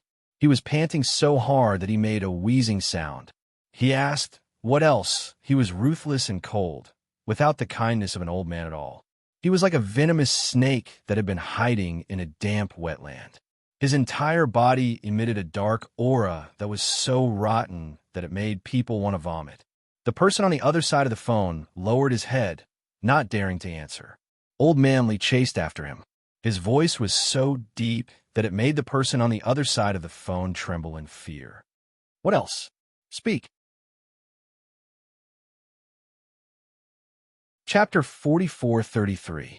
In addition, the news from the Southern Province Cemetery is "Speak." He roared at the top of his lungs. It was obvious how angry Old Manly was. How could he not be angry? After investigating for almost a year, what was the result? What was the result? In the end, the investigation from more than a year ago was all in vain. Even the person's name wasn't her real name. It was just a code name. Now, he finally found some clues, but he was told again and again that there was no result. No result. His son was beaten to death at sea, just like that. He cough, cough, cough. After roaring, Old Masterly let out a series of violent coughs. He felt like he was going to cough out his lungs. "Old Master, are you okay?" The old servant guarding outside heard him and asked worriedly, "Do you need me to come in?" "Guard well." While coughing heavily, Old Masterly reached out with his trembling left hand and picked up the thermos flask on the desk. The rim of the flask trembled as he brought it to his mouth, and some of the water inside even spilled out. Old Man Lee, who was burning with anger, didn't notice anything strange about himself. He suppressed the itch in his throat and asked the person on the other side of the phone to report immediately. In the Southern Province, there's news. It said that more than a year ago, there was a female soldier who met our criteria who was suddenly moved back to the ancestral land by her family. Because her tomb was from more than 10 or 20 years ago, there weren't many people who visited in the past, and the staff couldn't remember her personal information. How could he not be afraid to answer? It wasn't easy to find something useful, but in the end, it was broken again. It was broken more than a year ago. Hearing this, the thermos in Old Man Lee's hand slammed onto the desk with a bang, and then it rolled a few times. It then hit the solid wood floor with a bang and continued to roll. The phone also fell from his hand. Old Man Lee, whose hand had been trembling all this time, collapsed from anger because of the latest investigation. His body suddenly tilted to one side, and then the leather chair was overturned by him. Bang! An even louder sound of something heavy hitting the ground came from the study. Hearing it, the old servant's eyelids twitched a few times. Coincidentally, old Madame Shaoli came up with a nutritious breakfast. The old servant lowered her gaze and then hurriedly went up and said, "Old Madam, quickly go in and take a look." The study was noisy for a long time, and Old Master didn't allow me to go in. "Quickly take a look." Old Master's health hasn't been very good recently, and he was very angry just now. The old servant said a lot of things in one sentence. Old Madame Shaoli also said that it was nothing. She handed the breakfast over and then pushed open the study door. "Master, Master, someone come, someone come." A few seconds later, Old Madame Lee's scream came from the study. Then, the old servant immediately went in. Soon, the family doctor rushed up from the first floor to the second floor. Old Man Lee passed out in his study. 3 minutes later, Old Man Lee was carried into the family's RV. The RV roared all the way to the hospital. The old servant stood at the entrance of the Lee family's mansion. Watching the RV leave, He gently knocked on the heavy door with one hand and said in a low voice, "Retribution, retribution. It's not that there's no retribution, but it's not the time yet. Once the time is up, it has to be repaid." The heavy door closed again. The Leaf family's mansion, which had just experienced turmoil and chaos, regained its tranquility as if nothing major had happened. It was still bathed in the sunlight of the capital. All kinds of things in the tall courtyard were hidden in the dark corners, and even the sunlight couldn't disperse them. Chapter 44:34. Less than an hour after Old Man Leaf fainted and was sent to the hospital, all the influential families in the capital knew about it. His former subordinates, who had also retired in the past, were the first to express their concern. Master Xia put down the white chess piece between his fingers and looked at old Master Fu, who was holding a black chess piece. His expression was solemn and focused, and he was not affected by the outside world. He sighed and said, "Old Man Li, this ambitious man, should lie down. All his life, he wanted to achieve great things like his father and ancestors. It's good to be ambitious, but the bad thing is that it's his ambition." The white chess piece had no regrets, and there was no turning back. Life was like a game of chess, and people were the chess pieces in the game. The game of chess was a game of chess. If every move was correct, then the winner would be certain. Otherwise, one wrong move would lead to all the mistakes. Old Master Fu did not place the black chess piece immediately. Instead, he weighed in his hand and thought about where to place it. The chess piece slowly moved in his palm before he finally placed it on the board.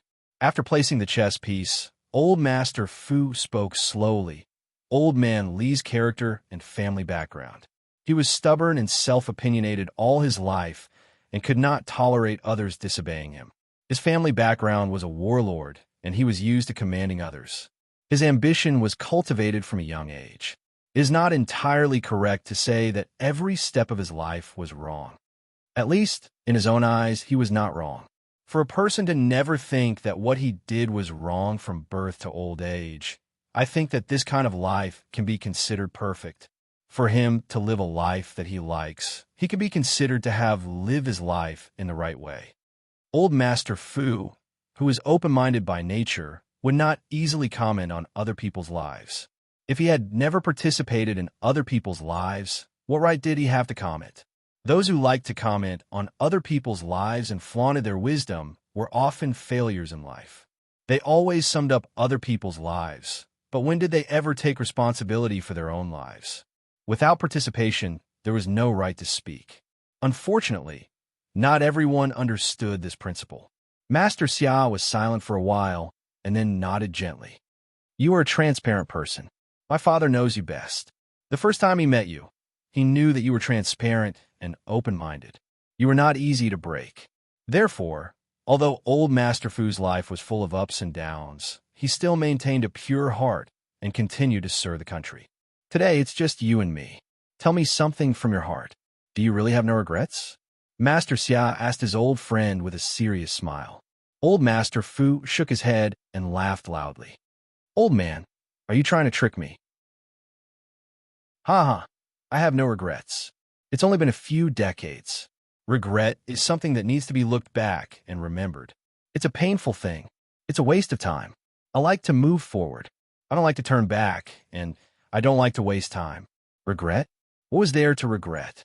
In our generation, how many of our peers died young? How many of my peers have died young? How many of my peers have suffered more than me? Think about how you can still live, have a goal, and continue to move forward. What's there to regret?" Old Li was obstinate and self-opinionated all his life. He lived his own life. Although he was criticized by others, when did he ever regret it? Indeed, if Old Man Li regretted it, then today's matter would not have happened. The two old men stopped talking about other people and returned to the chessboard. They thought about the chessboard and placed their chess pieces. Every move was carefully considered to play the chessboard well. The Li family was also at the end of its tether. They wanted to see if the pillar of the family could survive. If they were lucky enough to survive, then they could hold on for a few more years. If not, then the Li family was almost done.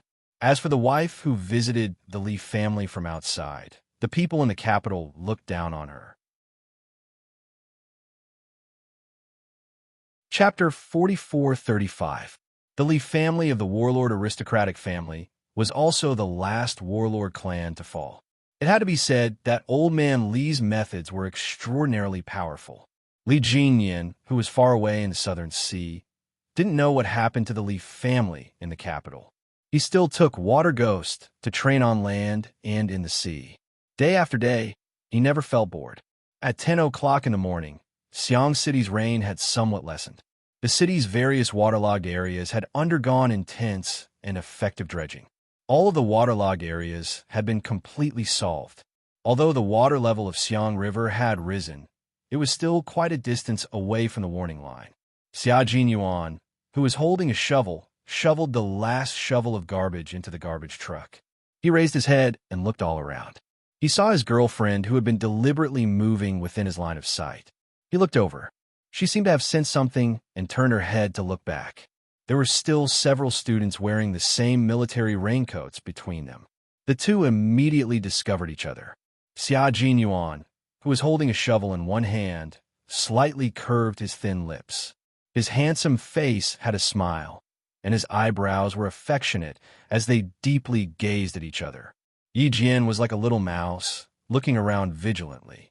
Then, she would sneak a peek and look back at him affectionately. After the joint exam, they could have rested for the day. Last night, before going to bed, she wanted to go to the instructor's office to get the exit slip and then give him a surprise. The plan couldn't keep up with the changes. At 5 o'clock in the morning, all of the third-year students needed to rush to various places in the city to relieve the defenses. The fourth-year students were sent to several villages and towns around Xiang City that were severely affected by the flood. Xia Jinyuan learned that the third-year students needed to go to the city to relieve the defenses and divert the water. He simply rushed over together and very smoothly mixed into the area that Yi Qian was responsible for. At that time, Yi Qian and Su Wen were digging out the garbage that was blocking the water outlet. In the heavy rain, a most familiar voice suddenly sounded. He said to her, "I'll do it. You go up and push the garbage truck over." At that time, the heavy rain was so heavy that it hurt when it hit her body. His voice was particularly clear and went straight to her heart. Only then did she know that her man had also taken the initiative to come and divert the water. Her class was responsible for relieving the defenses upstream of Xiang River. From 5 o'clock in the morning to 10 o'clock in the morning, they completed the task. It wasn't easy for the two of them to meet each other, but in the end, they came together to distract each other. There was no one else. The two of them looked at each other across the students. Although their bodies were drenched and cold, their hearts were burning. It was not because of anything else, but because the person they loved the most was always by their side. Even if it was just eye contact, they were very satisfied. After looking at each other for a while, Xia Jinyuan coughed softly. His thin lips moved, and he seemed to say two words. Yi Qian, who had received the message, looked around. In the end, the finishing touches were almost done, but her team had already finished the finishing touches. She no longer stood there, but walked towards the man who was standing still. "Come here." That was what Xia Jinyuan had said earlier. Xia Jinyuan, who was also wearing a hooded raincoat, had sneaked into the class so successfully that Su Wen, He Jing, Song Jiqiu, and the other boys didn't notice him either. With the raincoat on and the collar tied, it was easy to hide his military rank. Then, he pulled the hooded raincoat down a little. The students, who were focused on fighting the flood, didn't notice that there was a lieutenant colonel beside them. Xia Jinyuan, who was standing still, saw the girl walking towards him decisively. He smiled deeply, and even the military power around him became extraordinarily gentle. "Go ahead and take a walk." When she came over, Xia Jinyuan said in a low voice. His hand had already taken the engineering shovel from Yi Qian's hand. "Walk a few hundred meters and come back when we gather." Chapter 4436. Although they were in the final stages, they would not leave immediately. They would stay on standby until they received orders from their superiors to return to school. Xia Jinyuan wanted to take this opportunity to take a walk with Yi Jian. It could be considered as a tour of Xinjiang. The two of them wore raincoats of the same color and design as they walked side by side along the embankment of Xinjiang. After walking for a while, Xia Jinyuan suddenly bent down and whispered in her ear, "Finally, we're wearing couple outfits."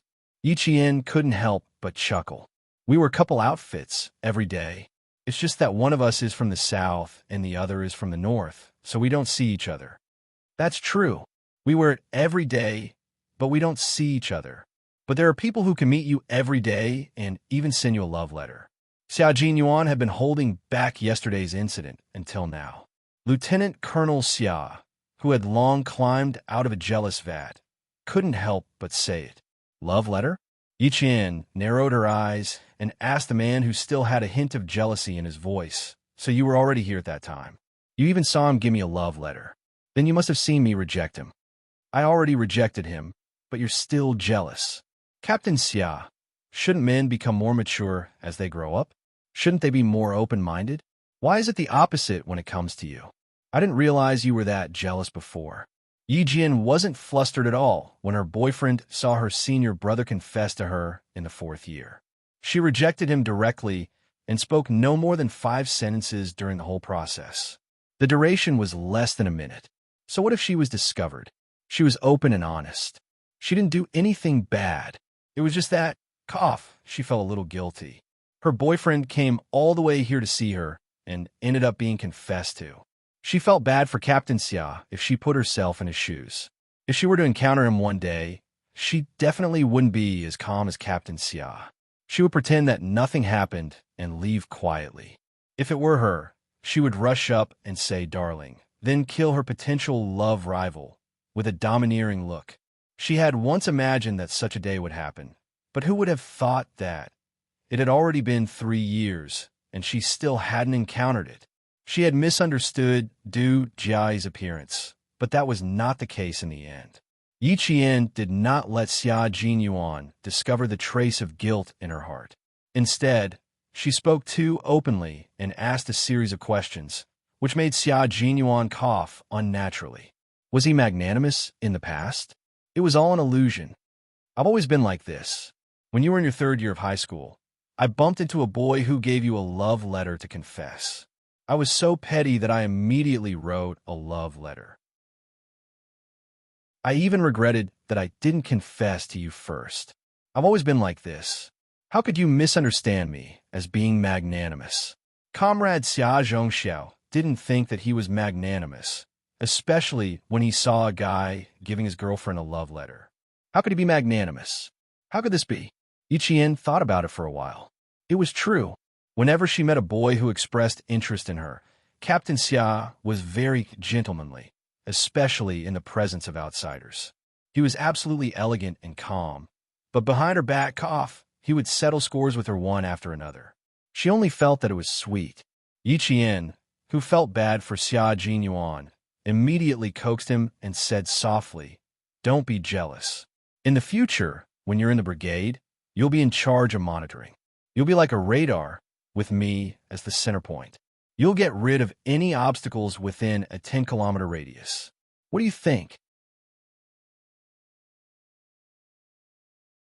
Chapter 44:37. She had to coax him when she needed to. She had never been in a relationship before, but she had been in a relationship for 3 years and had seen Su Wen and He Jing break up and get back together in their previous relationship. She had learned a lesson from it and learned some useful experience. When 2 people were together, they had to give in to each other sometimes. When necessary, they had to be patient and coax their other half. They had to care for each other and tolerate each other. Only then could they live a peaceful and beautiful life for a long time. Captain Xia could coax her patiently, and, similarly, she could coax him. In fact, she also knew that her Captain Xia was not narrow-minded, but since he had mentioned it and said it, it was enough to prove that he still took this matter to heart and was unhappy about it. In that case, she had the responsibility to make him happy. It had nothing to do with dignity, but whether the other party was happy or not. She hoped that when he was with her, he would be happy every minute and second. There was no need for him to have any misunderstandings because of irrelevant people or things. Apart from his identity as a Special Forces soldier and the captain of the Snowfield Brigade, Captain Xia was just an ordinary man. He would be hurt and troubled by love. He was not omnipotent and invincible. It was just that others thought that he was as strong as a shield and tended to overlook his true feelings. She was his girlfriend and his lover for the rest of his life. The Captain Xia she saw was the real Captain Xia. He could be weak, cry, feel pain, and laugh. All of this was because he was so real in front of her. He was so real that she could deeply feel that this powerful man treated her as an inseparable part of his life. Therefore, she was willing to coax him, accommodate him, and even make changes for him. Being coaxed by his girlfriend, Xia Jinyuan was no longer jealous. The tiredness of the past few months was swept away. Why was his little fox so likable? His dark eyes were filled with gentleness as he turned his head slightly and gazed at her affectionately. I can't help it. Who asked my girl to be so outstanding? It's normal to be liked. However, an outstanding girl belongs to me alone. Those people can only look at her, but can't ask for her. I'm much luckier than them. Yi Qian's heart was filled with sweetness and tenderness. Turning back to look, Yi Qian saw that there was some distance between them and the students behind them. Then, he made another bold move. Using the wide raincoat, he took the initiative to hold Xia Jinyuan's hand. In the end, they interlocked their fingers and felt the warmth in each other's palms. Although even their dating methods were different, they were still able to hold each other's hands in their busy schedules. Happiness came unexpectedly, and they were satisfied. Yi Qian, who had never thought that she would find a partner in this life, was slowly pried open by Xia Jinyuan in the most gentle and firm way. She finally learned to take the initiative in love and no longer ran away. She also used her own method to nibble away at Xia Jinyuan's strong heart bit by bit, making this proud man only have eyes for her. After walking for about 500 meters, the two of them went back the way they came. That kind of telepathic interaction was much more blissful than those couples who quarreled every day and were exhausted. They were happy every minute and every second. Both of them were bathed in the sunlight and received the greatest satisfaction between their hearts. At 10:30 a.m., Yi Qian and the others returned to school. Because there was still a rainstorm, Yi Qian and the others' holidays were all canceled. They returned to school to be on standby. If there was a dangerous situation, they would immediately take action. When Xia Jinyuan left, Yi Qian was outside again dealing with the disaster. Even after saying goodbye, the two of them were still at the scene of the disaster.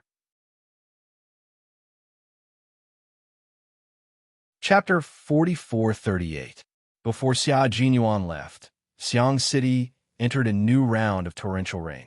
The water level of Xiang River rose by 3 centimeters overnight. Yi Qian's University of Science and Technology received an emergency notice from 10 in the morning to 12 in the middle of the night. The sleeping Yi Qian and the others all gathered urgently. At 12:05 in the middle of the night, they left the University of Science and Technology to fight the flood. This time, it was not to divert water from the city, but to carry sandbags to consolidate a town called White Town in Xiang City. White Town's terrain was low. Once the dam was in danger, it was bound to be flooded by Xiang River's water. When the danger appeared, there was not enough manpower. Finally, they asked for help from the University of Science and Technology. Only then did Yi Qian and the others take action again. All the third-year students rushed to White Town and carried sandbags with the villagers. Yi Qian, Su Wan, and He Jing, the 3 girls were no exception. They all went to the front line and did not sit behind because of their gender. Fighting the flood was not an easy task, but it was a high-risk operation. On the bus heading to White Town, the instructor gave Yi Qian a piece of paper. Yi Qian was the representative to write a letter of war. The meaning was that if they were sacrificed, they were worthy of their military uniform. In the 3 years of military school, this flood fighting was the first time the third-year students really intended to carry out a task. Yesterday's kind did not count. At most, it was assistance. The atmosphere in the bus was somewhat tense. Su Wen held He Jing's hand tightly and found that He Jing, who was as bold as Yi Qian, had a cold palm. When Su Wen's hand reached over, He Jing immediately grasped it. The two people held each other tightly. No one dared to speak loudly. The leading officer knew that the students were nervous, so he smiled and said, "Come, let's sing a military song. I'll set the tune." The officers set the tune. The military song in the bus was loud and clear. Yi Qian bowed his head and wrote the letter of war, along with the shaking of the bus. Her psychological quality was the best. After writing, Yi Qian's first thumb pressed on the red ink, leaving his fingerprint on the letter of war. Then the paper and ink were passed around the bus until the fingerprints of 45 students were all pressed on it. Finally, it returned to Yi Qian's hand. After getting off the bus, Yi Qian handed it over to the instructor. Along the way, military songs filled the air. In the end, the tense atmosphere disappeared, and they were even able to joke around. It wasn't just Yi Qian's class. It was the same for the other classes as well. How could a young student in his early 20s not be nervous when carrying out a high-risk mission for the first time? Even if he was nervous, he had to do it. Because they were the soldiers of the people. Xia Jinyuan traveled with the director again. This time, he was in the same car as the director. As soon as the car door closed, the director, who was sitting in the back row, had a slightly strange expression on his face. Even his gaze was somewhat inquisitive. The director felt as if he had touched upon a truth that he did not dare to confirm. When Xia Jinyuan found out that all the third-year students who went to fight the flood had left their fingerprints on the letter of challenge, he pursed his thin lips. His handsome face was so cold that the dean, who had vaguely touched the truth, couldn't help but worry about it. After driving the jeep in the rain for about 10 minutes, the director, who was getting more and more suspicious, finally asked, "What's your relationship with her? Tell me honestly." Afraid that the driver in front would hear him, the well-intentioned director lowered his voice and lowered his name. His gaze was fixed on a young lieutenant colonel, whose handsome face was obscured by the light from outside. He said again, "Answer me honestly." Xia Jinyuan, who had his back straightened, secretly stretched out his curled fingers. He turned his head and saw the director's face, which was even worse than the weather outside. Chapter 4439. He said, "Her talent is rare, and the military places great importance on her and focuses on grooming her. My relationship with her is that she is a soldier, and I am a general." She is a soldier, and I am a general. The director's eyes narrowed as he stared at Xia Jinyuan. Yi Qian, who did not want to stay in the military, wanted to join the field forces. She wanted to become a frontline soldier who had experienced the baptism of artillery fire. Now, the young lieutenant colonel told him, "She is a soldier, and I am a general." Then he could understand why his pride would increase every time he saw his favorite student return. It turned out that he was also a frontline soldier who carried out all kinds of operations that no one knew about. The director took a deep breath. He did not ask what kind of high-risk occupation his former student was in, but said, "Really? Really?" Xia Jinyuan nodded. His calm and magnanimous expression made the director's heart relax a little. How could the director see through Xia Jinyuan, who was born in the special forces? His righteous answer made it easy for the director to believe him. He believed him too quickly, which made Xia Jinyuan feel a little awkward. In the car, the director sighed softly. I almost thought. He almost thought that the director did not say it out loud. Xia Jinyuan knew very well that he almost thought that he and Yi Qian were dating. There is no need to think it was the truth. The military academy did not explicitly forbid relationships, but some rules did not mean that they did not exist.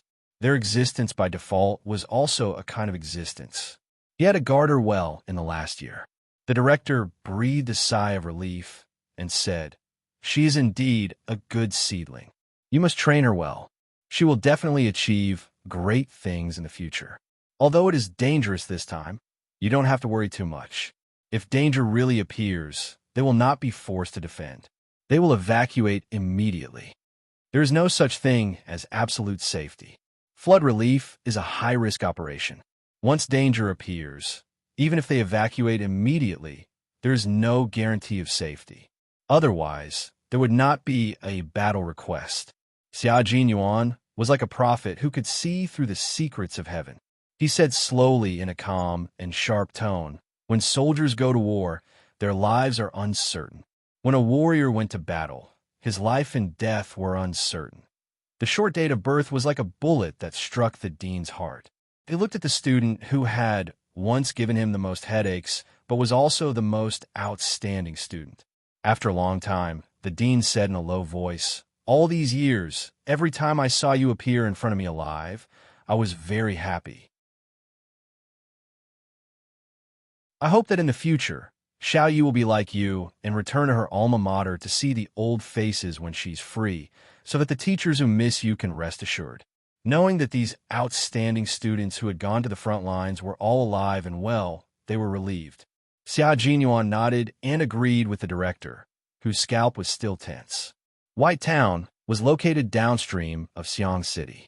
After driving for an hour and a half in heavy rain, they arrived. All the trucks stopped. "Quick, get out of the car. Follow closely behind. Don't grope around. All companies assemble, quick. All class monitors lead the class well. Assign the tasks properly, and count the number of people in your class every hour." The commands were issued one after another. All the third-year students finished getting out of the car within 2 minutes and finished assembling within 3 minutes. 10 columns and 10 rows were waiting for orders to immediately move out. The torrential rain was frighteningly heavy. Their eyes were washed by the rain until there was no way to open them.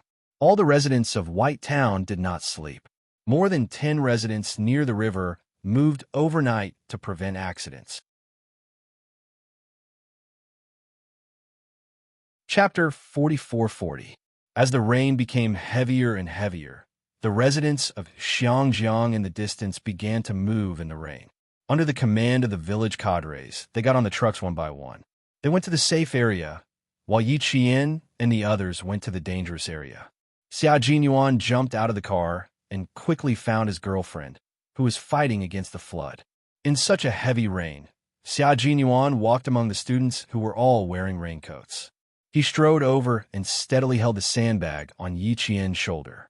Yi Qian, Song Jiqiu, and a few other outstanding students in the class were the first to carry the sandbag. She walked very fast with the sandbag on her shoulder. Suddenly, she felt the weight become lighter. She thought the sandbag was leaking sand and was about to put down a check. In the heavy rain, she heard a steady voice that was more unchanging than ever. "It's me. It's me. I'll be with you tonight." Yi Qian's heart tightened. She did not look back. Because of his help, her weight became lighter and she walked faster. Her captain Xia came to accompany her again. With him by her side, the wind and rain were nothing. Yi Qian carried the sandbag, and so did Xia Jinyuan. Covered in mud, he stayed behind Yi Qian all the time. Seeing his girlfriend carrying one sandbag after another as her boyfriend, how could he not feel distressed? Therefore, he followed behind Yi Qian all the time. Yi Qian carried the sandbag, and he carried the sandbag on one shoulder. At the same time, he stretched out his hand to lift the sandbag on his girlfriend's shoulder.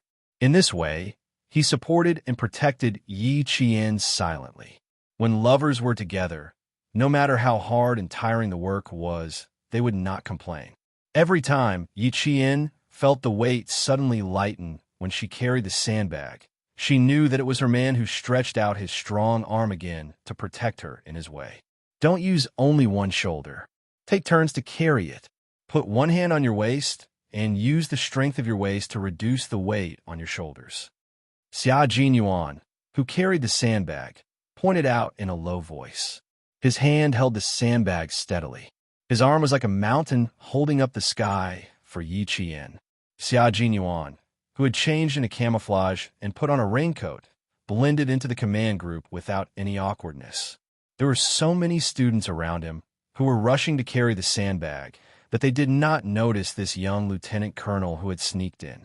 Even Su Wan and He Jing were no exception. The two of them even brushed past them several times, but they did not notice that the tall figure who had been silently helping Yi Jian was not a student of their class. Influenced by Xia Jinyuan, the male students in the class also did the same silently. Lu Yang even patted Xia Jinyuan's shoulder from the side when Xia Jinyuan put down the sandbag. His face was covered with brown mud, and he whispered with a smile, "Brother, you are very aware. But why do you keep helping Yi Qian? Are you interested in Yi Qian too?" Yi Qian, who had also put down the sandbag and turned around just in time to hear Lu Yang's teasing, smiled and glared at him. "Get to work, Comrade Lu. There are more than 10,000 sandbags ready, and 5,000 more waiting to be delivered. Do you want to sleep with Xiangjiang tonight and listen to the wind, rain, and thunder? You can carry another sandbag in the time it takes to chat." Xia Jinyuan noticed that the male student had used the word again. This meant that his girlfriend was very popular in the military school, where there were more males than females, and the yin and yang were not harmonious. Lu Yang did not expect Yi Qian to hear him, even though he spoke so softly. He chuckled, wiped his face with rainwater, and ran off like a monkey. Yi Qian laughed and sighed. He just likes to joke around. Don't listen to his nonsense.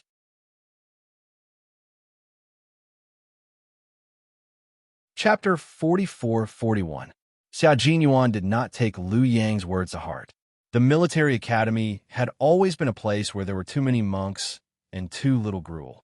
It was normal for several male students to have feelings for a female student at the same time. That was the excitement of youth, not necessarily love. It was just a good impression. The rain was pouring down, and the yellow muddy puddles were flowing everywhere. Every step they took splashed the muddy water on the students walking around them. Xia Jinyuan pulled Yi Qian's hood and sighed with a smile. If I listened to all of that, wouldn't I get sick from holding it in? Now it was the time to work. Xia Jinyuan, who had always separated public from private matters, would not ask Yi Qian to explain himself just because of Lu Yang's obvious joke. Yi Qian shook the rain off his face and couldn't help but smile. The two of them continued to run side by side to the sand-carrying point. The rain was still heavy and showed no signs of letting up. Xia Jinyuan frowned slightly as he ran and said to Yi Qian in a low voice, "White Town's terrain is too low. If the rain continues like this, it's very likely that the dam will burst." White Town still had a major hidden danger. There were quite a lot of private sand fields, and most of them were near the tributaries of the river. These places were damaged to the point that the soil was soft. If any of the tributaries gathered together and mixed with the river sand, it would be another disaster. When they arrived at White Town, Political Commissar Yu told the students the truth and did not hide the possibility of a disaster. Yi Qian did not know White Town as well as Xia Jinyuan. Hearing this, he replied in a low voice, "A total of 15,000 sandbags will be transported. We will be responsible for dealing with the biggest hidden danger first. The village will bring people to connect the tributaries and try to strengthen them as much as possible." Sandbag fortification was the best solution at the moment. Hundreds of third-year students from a national science university ran in the dark and rainy night. Their young and inexperienced faces did not show any fear because of the danger they faced. They took on the responsibility and bravely faced certain difficulties. The 15,000 sandbags kept decreasing as they ran back and forth. The sandbags on the other side of the dam were piling up higher and higher. No one complained about being tired. Even if the skin on their arms and shoulders was broken by the sandbags, they gritted their teeth and persevered without flinching. "Press a little more this way. Space. It's not tight enough. You guys move back. Don't get too close to the dam." Political Commissar Yu followed them the entire time and patrolled along the entire dam that needed to be reinforced. He needed to keep an eye on their students and pay attention to their personal safety while dealing with the emergency. There was a death rate in this mission, and he did not want to see that happen. The dean of the department was tracking and reminding him in another place. His brain was tense, afraid that an accident would happen. "Watch your feet. Don't rush. Watch it. If you can't take it, take a break. There's still plenty of opportunities where we need you." Holding a handheld loudspeaker, the director reminded the students over and over again. His gaze was fixed on the students who were walking back and forth. Once he noticed that a student was not paying attention to the riverside, the director would immediately open his eyes wide and shout to remind them. This night was destined to be the most unforgettable night for Yi Jian and the others in this batch of military academy students. Everyone raced against time and advanced in the rain. 3:27 a.m. A river broke through the dam in Whitetown. A large amount of sand rushed into the farmland along with the murky river water, causing at least 20 mu of farmland to be affected. The location of the danger was less than 20 meters away from where Yi Qian and the others were carrying out the mission. The village officials ran over to borrow people. Political Commissar Yu and a few officers secretly borrowed 43rd-year students. Afraid that something would happen to the students, 2 officers followed the village officials to carry the sandbags.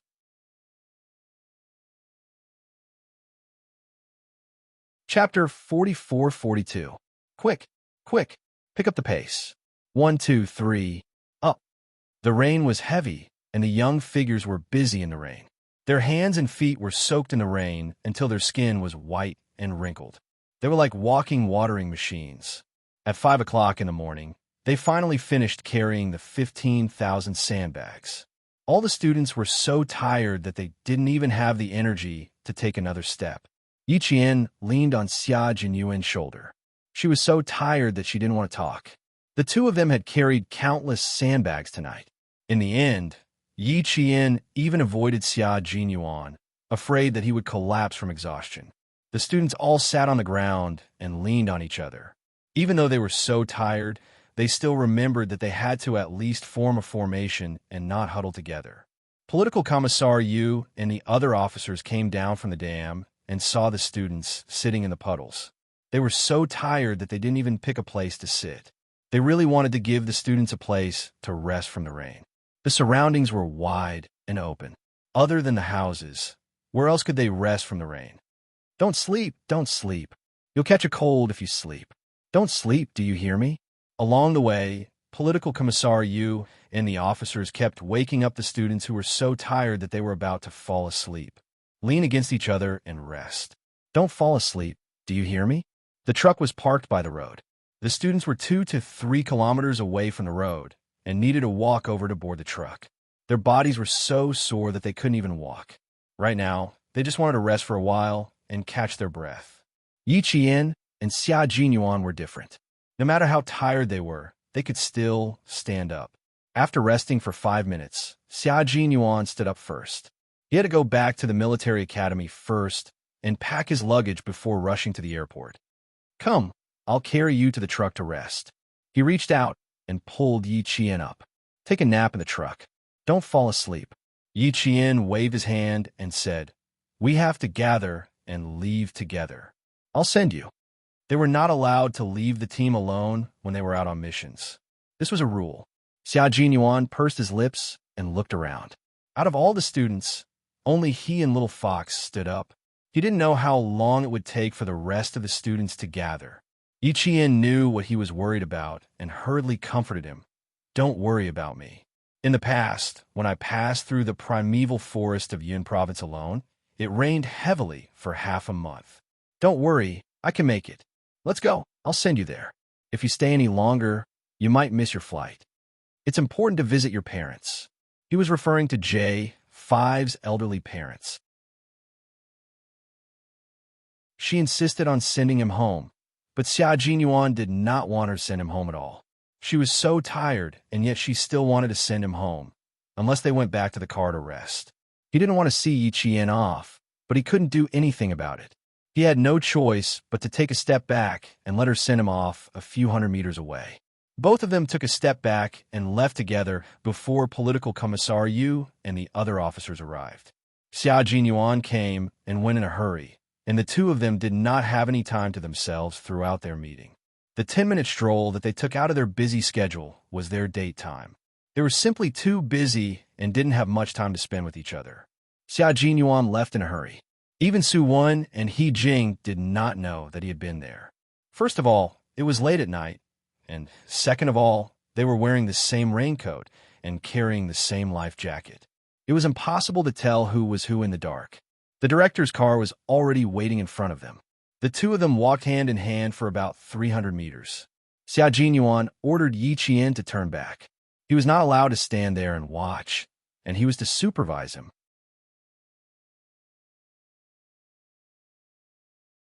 Chapter 44-43. Before leaving, Yi Qian tiptoed and kissed Xia Jinyuan's thin lips again. "Sorry, my love, for not being able to accompany you properly."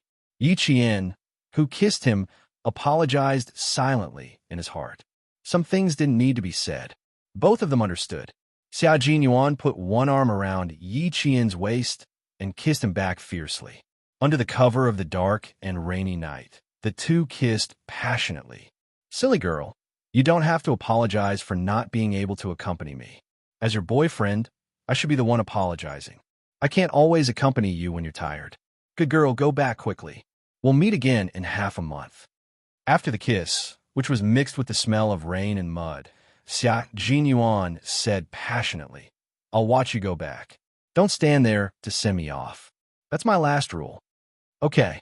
Looking up from his arms, Yi Qian, whose lips were red from kissing, returned to the group. She looked back 3 times with every step until she could no longer see the fluorescent strip on the life jacket. July had only just begun, but Yi Qian was destined to be very busy for the whole month. After the rescue mission, Yi Qian's hands and feet were all scratched, especially her feet, which had been soaked in water for 3 days. When she took off her shoes and socks, her delicate feet were soaked until the skin wrinkled and turned white. There were several blisters on the soles of her feet.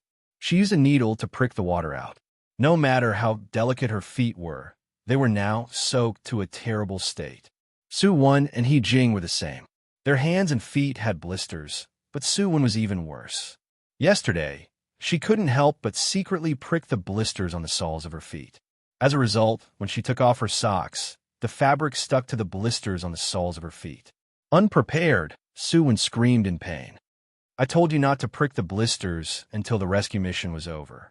You didn't listen. You deserve the pain now." He Jing looks at the 3 red and hideous oval abrasions on the soles of her feet and frowns. She cleans and disinfects her feet. The water she soaked in is all sewage water accumulated in the city. All kinds of bacteria breed. She soaked in it all day, so it's no wonder that her wounds are not inflamed. Yi Qian had prepared some Yunnan Baiyao for Su Wen. Seeing that Su Wen was in so much pain that she had bitten her lower lip, he was afraid that she would bite her tongue later. He took out a piece of sterile gauze from his bag and stuffed it into Su Wen's mouth. "Bite it, it will hurt later." Su Wen, who was in so much pain that her eyes were blurred with tears, didn't think about how painful it would be next. She bit the gauze and said vaguely while feeling the pain, "Fortunately, the joint examination is over." He Jing took out some iodine to disinfect her wound. Before Su Wen could finish her sentence, she screamed in pain again. "Ouch, ouch, ouch." Be gentle, my Jing, or have mercy." Because of the gauze in his mouth, he could only make muffled sounds in his throat. "Can I be merciful? There are black things embedded in your wounds. I have to wash them out. Don't move, bear with it." Although she said that, she was still a little gentle. But she couldn't be too gentle. The things in the wounds were too deep. She couldn't wash them out even if she washed them gently. He Jing frowned and said in a low voice, "Bear with it. I will try to be faster." She exerted more force, and Su Wen fell back on the bed in pain. She bit the gauze and screamed in pain. Yi Qian held her legs down to prevent her from kicking He Jing away. This time, He Jing didn't say that Su Wen was pretentious and couldn't bear the pain. Because the wounds on her feet were soaked in so much water that He Jing felt pain for her. After the instructor found out, she personally went to the dormitory to express her concern to Su Wen. Her concern made Yi Qian's heart skip a beat. Her amazing intuition told her that what would greet Su Wen after the condolences would be a storm.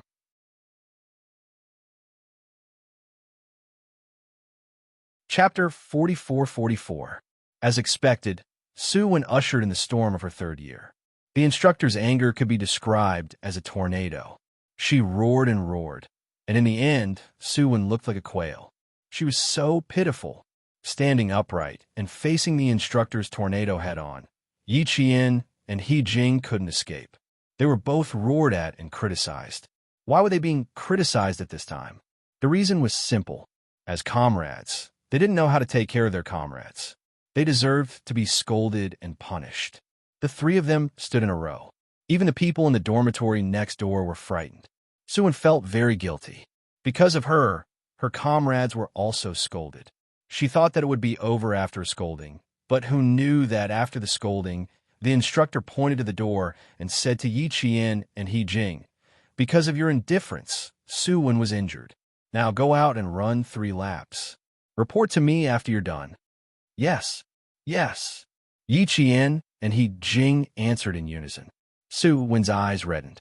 She said firmly, "Instructor, I made a mistake first. I'll run with them. Have a good rest and reflect on your actions." The instructor didn't criticize her. She used the most unacceptable method to make Suwen understand the consequences of not following her instructions. Suwen's heart was about to explode. She wanted to say something, but He Jing reminded her, "Rest well. We'll come back after we're done." Yi Qian pursed his lips. The instructor's expression told him, even if Suwen was resting, she wouldn't rest in the dormitory, but she'll supervise you to finish 3 laps. Listen to the command. Turn left. Walk in unison. Just as she thought this, the instructor gave the order. Suwen's whole body swayed. "Instructor," she begged. The instructor wasn't moved. She said coldly, "What? You still want to disobey? Suwen, watch us run later and think about why the instructor arranged it this way." Yi Qian spoke up. She knew Suwen too well. She knew that he was easily swayed by his emotions. Once he was swayed by his emotions, he would not be able to remain calm. Once he was unable to remain calm, he would not be able to think calmly. She needed someone to enlighten her. Why didn't the instructor punish Suwen, but only her and He Jing? It was easy to understand after some thought. Obeying orders and obeying arrangements didn't just refer to a certain matter. Instead, it covered all aspects, including reminding others of what they needed to pay attention to. It all belonged to obeying orders and obeying arrangements. Clearly, although Suwen had changed a lot during his 3 years in the military academy, and his bad habits from the first semester of his freshman year could be said to have all disappeared, there would always be some small habits that would inadvertently cause him to make mistakes again. Suwen was about to be in her 4th year of university. If she didn't change all her habits, she would suffer more when she joined the army. The instructor only punished Yi Qian and He Jing because she wanted Suwen to see clearly what kind of consequences she would bring to her comrades because of her carelessness. She hoped that after this incident, she would be able to immediately cut off those small habits before they showed signs of appearing. She would think twice before doing anything. When the instructor saw this, she sighed slightly in her heart. It seemed that she still needed to have a good talk with Suwen after this incident. If it weren't for Yi Qian's constant guidance and persuasion, she would have long been persuaded to return to her original school in her 1st year of university. It had been 3 years. Her impetuous temper had become much more stable. Many of her bad habits had also been removed. All she needed to do was to trim some of the small branches and leaves that were difficult to change.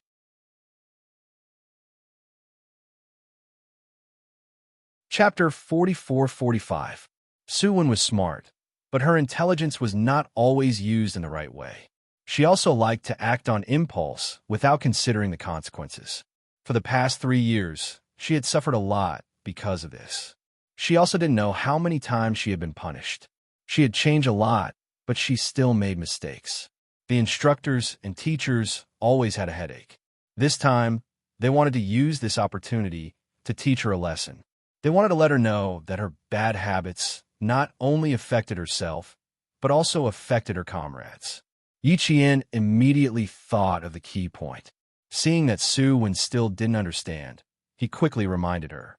The instructor looked at Yi Qian, then looked at Suwen, who was still thinking about it. He simply let the 3 of them run together. As long as Suwen could understand, her comrade's punishment today was not in vain. His efforts were not in vain. 3 laps. 1 lap was 1 kilometer. 3 laps were exactly 3 kilometers. Usually, running 3 kilometers wasn't a problem, but now it was a little difficult. He Jing was almost supported by Yi Qian the entire time. She was half running and half walking. Su Wen, who was watching from the side, was already crying. How could she not understand? She understood everything. When the 3 kilometers were over, she cried and ran over to support her comrades who were punished because of her. I'm sorry. I was wrong. I was wrong again. Let's go. I'll send you back to the dormitory to rest. I'll reflect on it with the instructor. I won't make decisions on my own in the future. I won't act willfully and willfully. He Jing, who had run until she couldn't take another step, replied weakly. Sometimes, I really want to beat you up. You haven't made any mistakes this semester. When the end of the semester was nearing, you did this to me and Yi Qian. Don't cry. Your snot is on me. I hate it. She said that she was disgusted, but she leaned on Su Wen. Just now, she had to rely on Yi Qian to run the 3 kilometers. Now, she was really tired. Lie down before you walk. My legs are about to break. I'll carry you. Su Wen, whose eyes were swollen from crying, immediately squatted in front of Yi Jing. Her speed was so fast that Yi Jing was stunned. Yi Qian steadied her arm and said with a smile, "Let her carry you there." Making a mistake was not only a matter of acknowledging it, but also a matter of learning how to bear the consequences. Only when Su Wen learned how to take responsibility could she understand her responsibilities better. Naturally, she would be able to change those bad habits one by one. So unlucky. Yi Jing was shocked. She did not want Su Wen to carry her, and she did not expect that. Yi Qian would really let Su Wen carry her. Yeah, I'm really unlucky. She ought to have carried you, just as we ought to have been punished for her. The team cannot be separated. Remember that. The words that Xia Jinyuan had once taught him had been taught by Yi Qian to his 2 comrades. Su Wen carried Yi Jing to the place where she usually rested. The soles of her feet were abraded. In fact, every step she took was excruciatingly painful, but she endured it. Yi Qian was right. They were an inseparable team. If her comrades were punished because of her, then her current pain was nothing. The instructor, who had been observing from afar, could not help but laugh.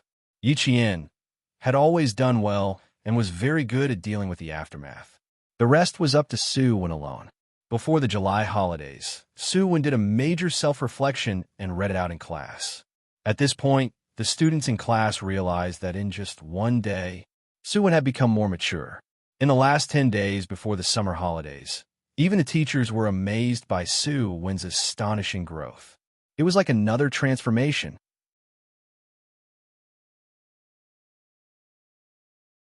Chapter 44-46. Her growth was all due to the suffering of her comrades. From then on, Su Wen never made a similar mistake again. No, it should be said that she never implicated her comrades because of her. The summer vacation came as promised. The campus of the National University of Science and Technology suddenly became much emptier. Yi Qian left on the same day as before after her exams. The phone that had been handed over for the entire semester had been carefully charged by the custodian. When the phone was turned on, a series of text messages popped up. Some were unfamiliar messages, some were from Jiasin, and some were from the village chief of Shuka village. The village chief, Zhang Difu, rarely contacted Yi Qian throughout the year. Yi Qian checked his messages first. There were quite a lot of messages, more than 50 words. The content of the messages made Yi Qian's originally smiling face turn exceptionally cold, with a bone-piercing chill. 3 times in a row, they came to the village to find out who had a soldier in their family. They even asked about a woman called Hong Mei who was a soldier more than 10 years ago. You and your mother are the only soldiers in the village. When these people asked about your whereabouts, the villagers didn't say anything. Even the aunties who usually take advantage of others weren't tempted by the money offered by these people. Little Yi, you're now the most promising person in our village. You have to work hard for yourself. Don't go out and provoke some shady people. If that happens, you'll be the one to suffer. Do you understand? You have to cherish the opportunity to stand out. I heard from the young people in the village that there are big shots out there. You have to be careful. Don't provoke them and get yourself into trouble. The village chief was worried that Yi Qian didn't know it was him, so he deliberately left his full name. It was his youngest son who reminded him. The phone was also his youngest son's phone. The amount of information provided by Zhang Difu was a little too much. Yi Jian stood there for a few minutes before she slowly came back to her senses. She pressed a group of landline numbers and was about to dial it when a very strange call came in. All the numbers were zero. Yi Jian was about to pull out her phone when she pressed the call less than a second after it came in.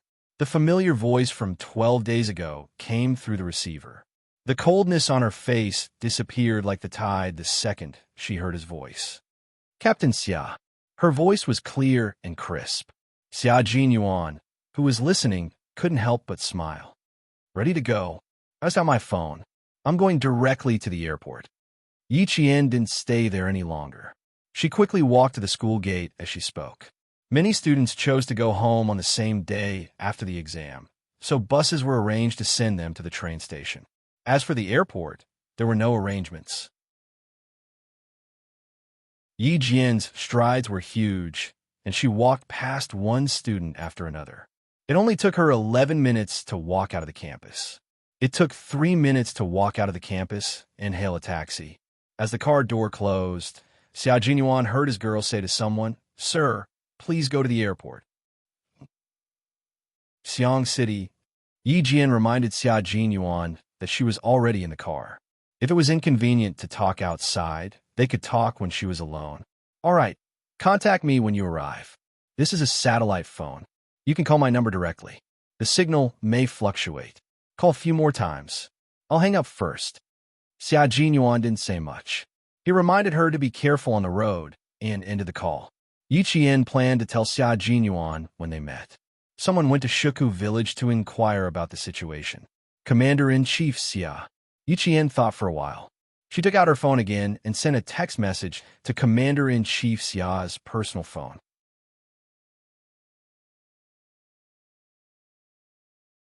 Chapter 44-47. Commander-in-Chief Xia had instructed Yi Qian to inform him immediately if anything happened. She was not to hide anything or make any decisions or actions on her own.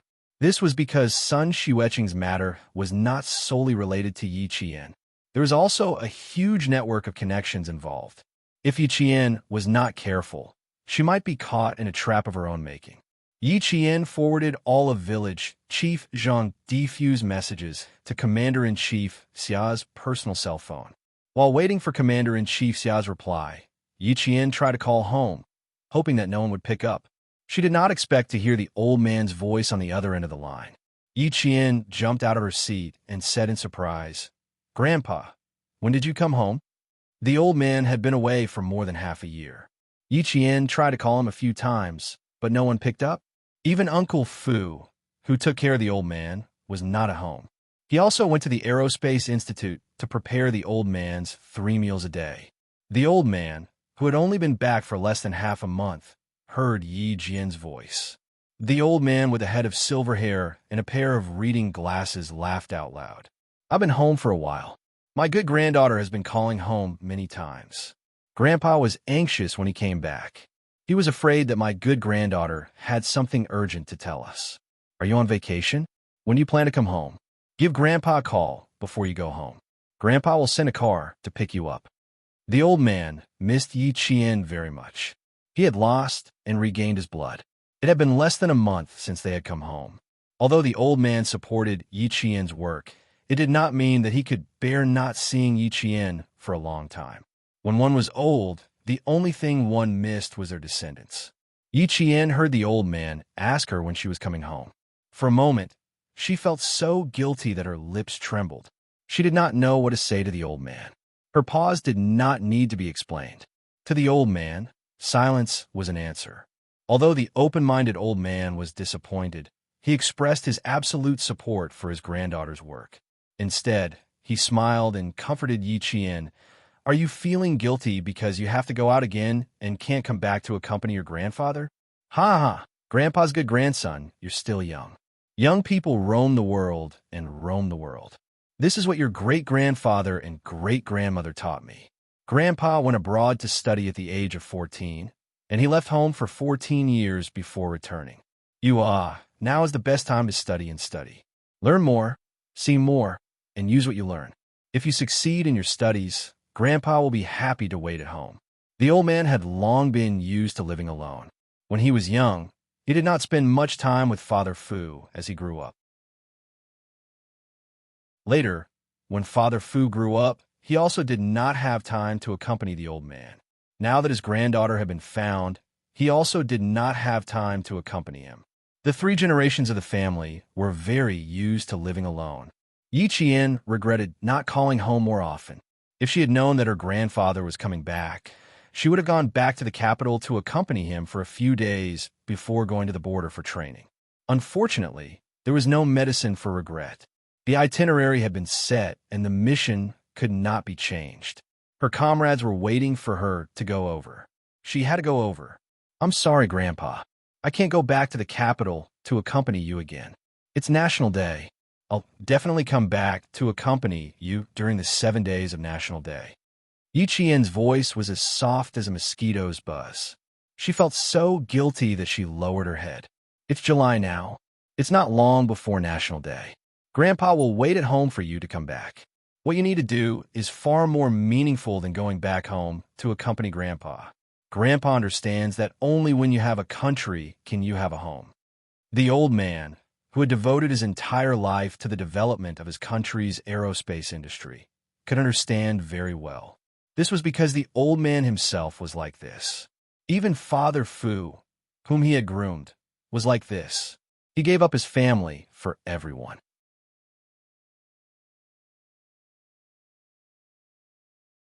Chapter 44-48. Even through the phone, old Master Yi could feel how guilty his granddaughter was. His granddaughter was a sentimental person, and she was probably burying her head in guilt.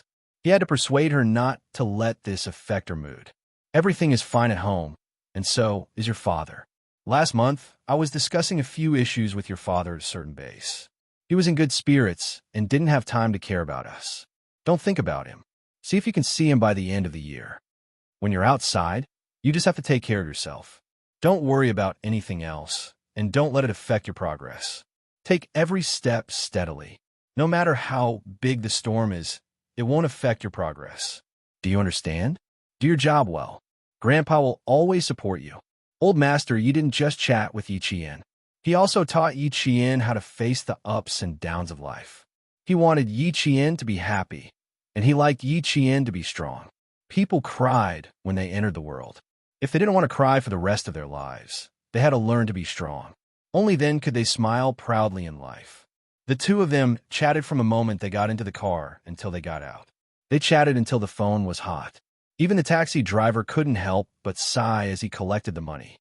"Sister Ta, you and your grandpa can really talk." The driver didn't know that Sister Ta hadn't talked to her grandpa for more than half a year. How could she finish all the words she had accumulated over half a year in just a few sentences? Yi Qian's flight was at 8 o'clock sharp.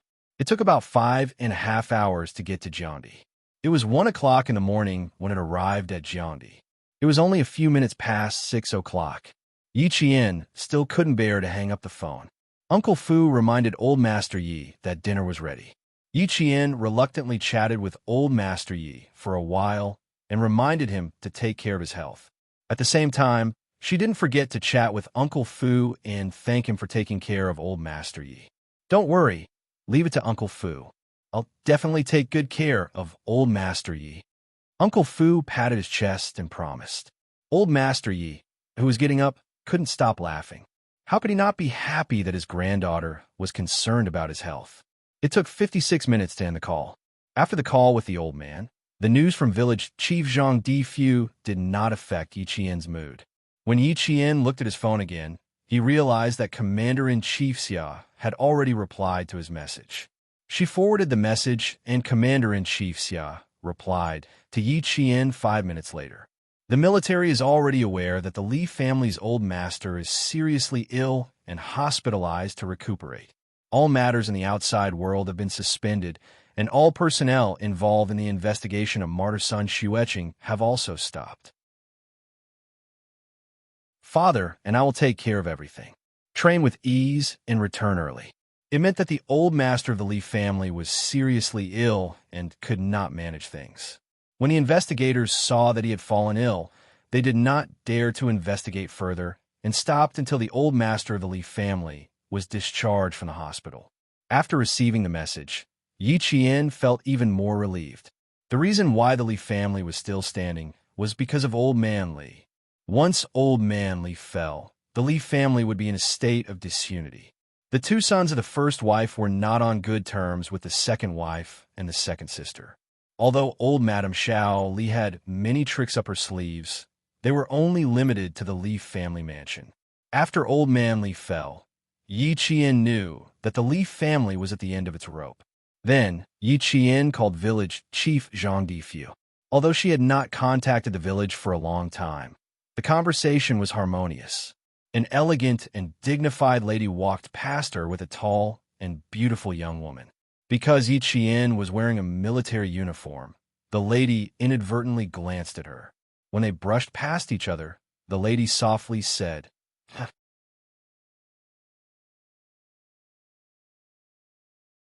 Chapter 44-49. People came and went in and out of the airport. No one would pay extra attention to each other. The reason why the lady saw Yi Jian at first glance was because Yi Jian was wearing a military uniform. She only took a casual glance at him, which surprised the lady. She was a female student who had taken the elevator with him in the General Military Hospital. In the end, she had argued with her son, Qin Xiu. It was because of this argument that Qin Xiu had left for another country. Until now, he rarely contacted his family. She didn't expect to meet him at the airport. The lady who recognized Yi Qian was none other than Qin Xiu's mother. Beside her was Du Jiai, who always wanted to be the daughter-in-law of the Qin family. Du Jiai heard Mother Qin exclaim in surprise. She smiled intimately and asked, "What's wrong, Auntie? Did you see Sister Ing?" Sister Ing, Qin Xiu's sister, Mother Qin's daughter. She was a famous photographer who didn't want to go home because she was forced to marry Qin Xiu. Mother Qin shook her head. She thought of Qin Xiu, who hadn't contacted her family for a long time. She said to Du Jiai, who accompanied her to the southern province, "Jia, wait for Annie. Annie will be back soon." "Okay, Annie, I'll stand here and not move." Du Jiai nodded. She was obedient and didn't know how to be dignified. Mother Qin couldn't help but smile. She knew how good Jiai was. She could take care of the family and handle things. Her daughter-in-law liked her son so much. As long as the woman had feelings, the man would bow down sooner or later. Good men were afraid of fierce women. Her son wasn't a cold-hearted person. He would find Jiai's good points after spending some time with her. "Don't just stand there. It's tiring. Go sit in the seats in front. Annie will be back soon. Your sister Ing is probably looking for us too. Be careful." Mother Qin was desperate. She spoke to Du Jiai while keeping an eye on Yi Qian. She didn't want to lose sight of him. Du Jiai was puzzled by her actions. Why did it seem like she was avoiding her to meet someone or do something? Out of the corner of her eye, she followed Mrs. Qin's line of sight and looked over. Du Jiai's back suddenly tensed up. She knew Yi Qian, so naturally, she recognized Yi Qian. Yi Qian, why did she meet him here again? Had Aunt Qin been looking at Yi Qian the whole time? How did she know Yi Qian? Why was she in such a hurry? Did she find the wrong person? Du Jiai's expression changed subtly in an instant. She switched her single-handed grip to the handle of the handbag with both hands, revealing an impeccable and appropriate smile. Adding a hint of doubt, she asked Qin Mu's mother, "Auntie, are you going to look for her?" A girl in a military uniform. Mother Qin's gaze froze. She caught a hint of something unusual. You know her? She really was looking for Yi Qian. She even avoided her to look for Yi Qian.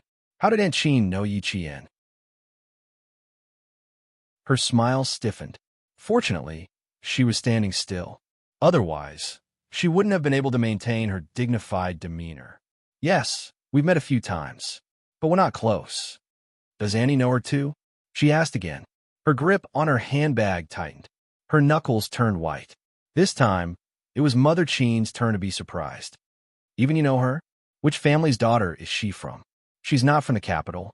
She's not from a big family. I only know that she comes from a small village in the south. She studied at the National University of Science and Technology. I heard that she's quite capable. Du Jiai was well aware of the type of girl Qin Mu liked. Firstly, she had to have a good family background, and this was a must. She decided to leave Yi Jian out to dry first. As expected, she saw Qin Mu's brows furrow slightly. Obviously, she didn't like Yi Qian's family background.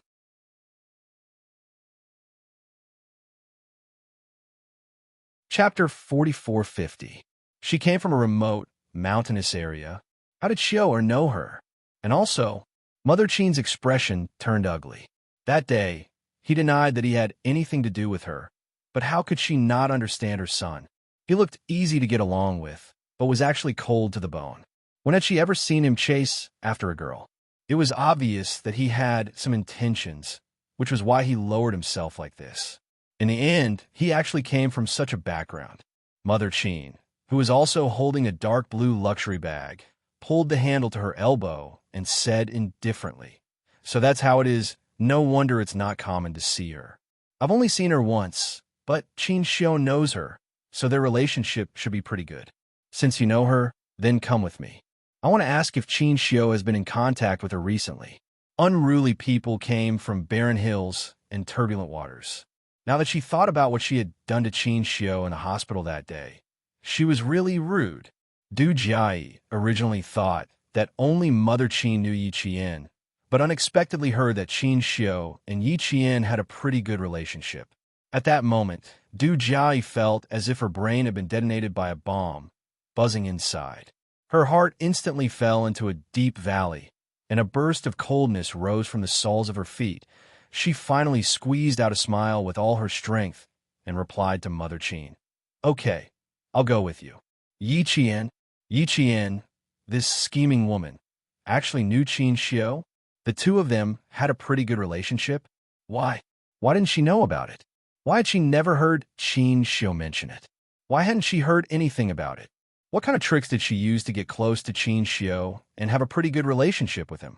Xia Jinyuan, Li Jinyan, Qin Xiao. She actually knew all the well-known young masters in the capital? Huh. In order to climb up the social ladder, she really racked her brains. Du Jiai instantly felt threatened. Her instincts as a woman told her that the relationship between Yi Qian and Qin Xiao was definitely not an ordinary good relationship. This was because Qin Xiao never took the initiative to befriend any woman. He never had a good relationship with any woman at work or in his personal life. He always kept a distance from them. He was distant and polite and never got close to any woman. Even his mother knew that he was on good terms with Yi Qian. A mother knew her son best, and he must know something that she didn't. Otherwise, why would she go to Yi Qian to ask if Qin Xiao had contacted her recently? Qin Xiao didn't even contact Du Jiai. Du Jiai, who was burning with jealousy, even walked very stiffly. It was already difficult for her to maintain a dignified smile on her face. She really couldn't do it anymore. The figure in military uniform in front had her back facing them. She seemed to be smiling. From the back, they could see that she was very relaxed. She seemed to be very happy to chat with the person on the other side of the phone. Who was the person she was chatting with? Qin Xiao?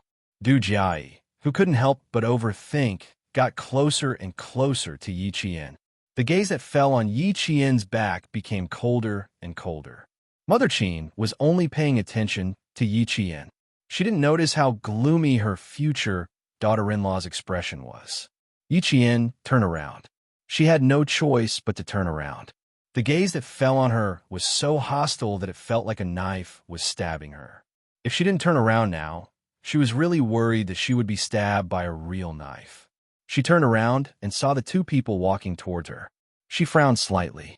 Qin Xiao's mother and Du Jiai. Why did she bump into them at the airport? And why were they walking straight towards her? Yi Qian looked left and right. After confirming that they were really walking towards her, she moved her feet. She didn't want to have any interaction with them.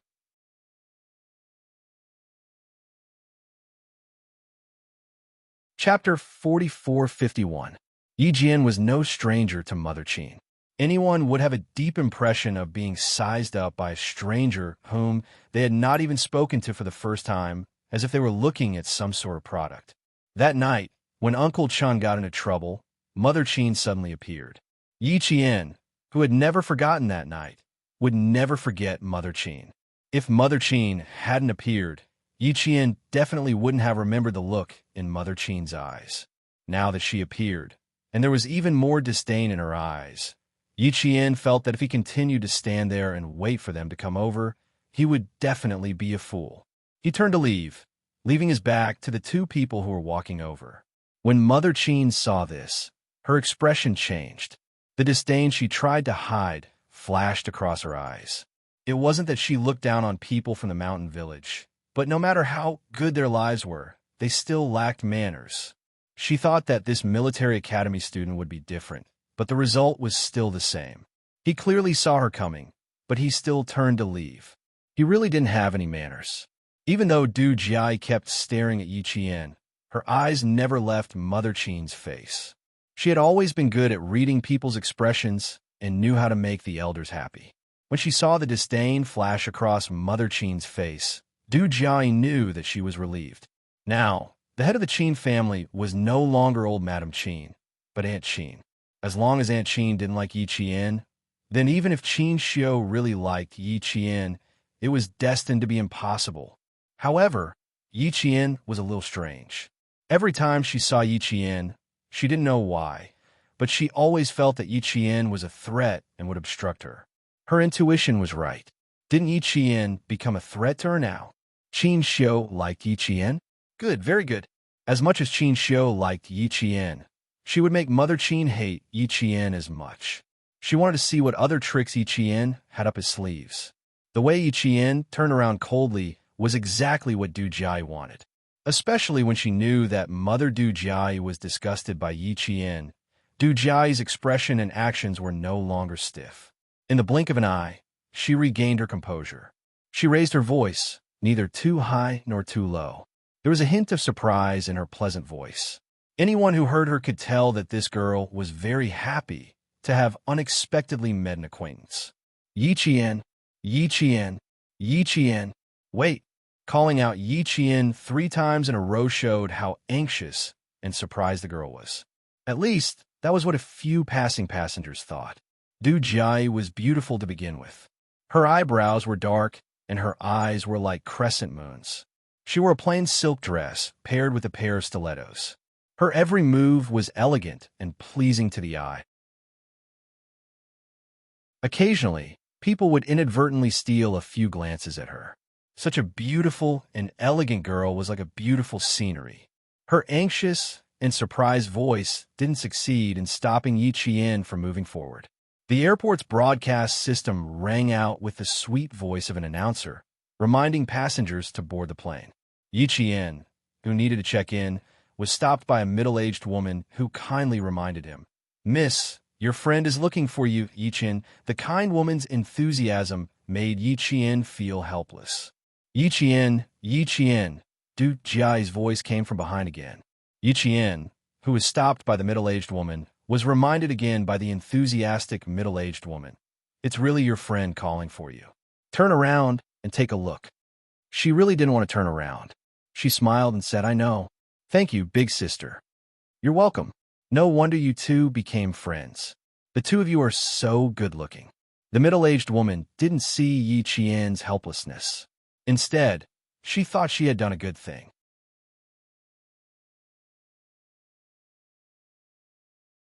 Chapter 4452. At this moment, Yi Qian's mood was calm. Sometimes people were too enthusiastic, and it was a little hard to handle. After a short pause, Du Jiai and Mother Chin caught up to him. "I finally caught up to you. Luckily, I didn't get the wrong person. Otherwise, I would have been embarrassed." Du Jiai spoke to Yi Qian in a relaxed and familiar tone. Of course, she was putting on an act for Mother Chin. No matter how much she disliked Yi Qian, she had to be polite in front of Mother Chin. Yi Qian, who had met her many times, knew her tricks. Hearing this, he smiled faintly and said, "If I continue to walk forward, I will indeed be embarrassed." Just like before, She didn't give Du Jiayi any face at all. After saying that, Yi Jinjin noticed that the smile at the corner of Ji Yunshu's mouth had stiffened. Her hands were gripping the handle of the exquisite handbag so tightly that the veins on the back of her hands could be seen. They clearly hated each other, but they still had to rely on their relationship to maintain harmony. Yi Qian didn't think he had enough kung fu to do what Du Jiayi did. That's why, luckily you heard me. Long time no see, Yi Qian. Du Jiayi, who had a stiff smile, didn't want to embarrass herself. She politely took the initiative to extend what she thought was a friendly hand. Her beautiful eyes looked at Yi Qian with a hint of anticipation. What was she anticipating? She was anticipating that Yi Qian wouldn't give her any face and wouldn't even know the basic courtesy of shaking hands. It wasn't that Yi Qian didn't know how to be polite in front of others or behind others. She just didn't care. Since it wasn't that he didn't know how to be polite, Yi Qian laughed and extended his hand naturally. She didn't follow the script and said politely, "Long time no see." They weren't familiar, but she wouldn't give him a chance to embarrass himself. She also wouldn't sit around and let him scheme against her. When Yi Qian shook her hand, he purposely used a little more force. At the same time, he didn't withdraw his hand in time. Du Jiayi, who thought that Yi Qian would be rude, was shocked instead. She already hated Yi Qian to begin with. She had even pretended to shake Yi Qian's hand. She had calculated that Yi Qian also hated her and would not really shake hands with her. In the end, the moment they shook hands, Du Jiayi instinctively wanted to withdraw her hand. Unexpectedly, Yi Qian was faster than her and grabbed her hand tightly. In the end, it became Du Jiayi's fault. Her expression changed in shock, and the reaction in her brain was immediately transmitted to her hands. She flung her hands away as if she had been electrocuted, and Mrs. Qin, who was beside her, saw it clearly. "Sorry, my hand is sweaty." After shaking her hands, Du Jiayi knew that she had made a mistake. She immediately apologized to Yi Qian. In order to prove that her hands were really sweaty, she hurriedly took out a tissue from her bag and handed it to Yi Qian. "I walked too fast just now and chased after you in a hurry. Your hands are sweaty, right? Quick, wipe them." Yi Qian didn't take the tissue. He smiled at Du Jiayi, who was trying to salvage the situation, and said, "You wipe them first. I'm fine." Mrs. Qin, who paid close attention to her future daughter-in-law's every move, relaxed her expression. She smiled at Yi Qian and said gently, "Hello, Yi Qian. I'm Qin Xiu's mother. We met once at the hospital. Do you still remember me?" His impression of her was too deep. He wouldn't be able to forget her for a while, but even if he did, he couldn't say it out loud. He shook his head and said apologetically, "I'm sorry, I don't remember you." "That's right. Auntie didn't have a good chat with you that day." "Yi Qian, don't be nervous. Annie doesn't have anything else to say. We just happened to meet today, and I know that you have a good relationship with Qin Xiu. Can you tell Annie how Qin Xiu has been recently?" The older, the wiser. Although Mrs. Qin looked down on Yi Qian's background, she didn't show it. Her tone and expression were very gentle.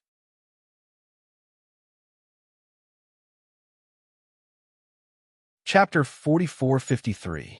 Mrs. Qin thought she was very gentle and polite. She didn't think there was anything wrong with what she said. As an elder, she wasn't rude. That was what she thought. Yi Qian was stunned.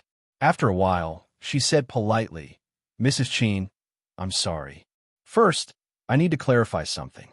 I'm not familiar with Ambassador Qin. You've misunderstood.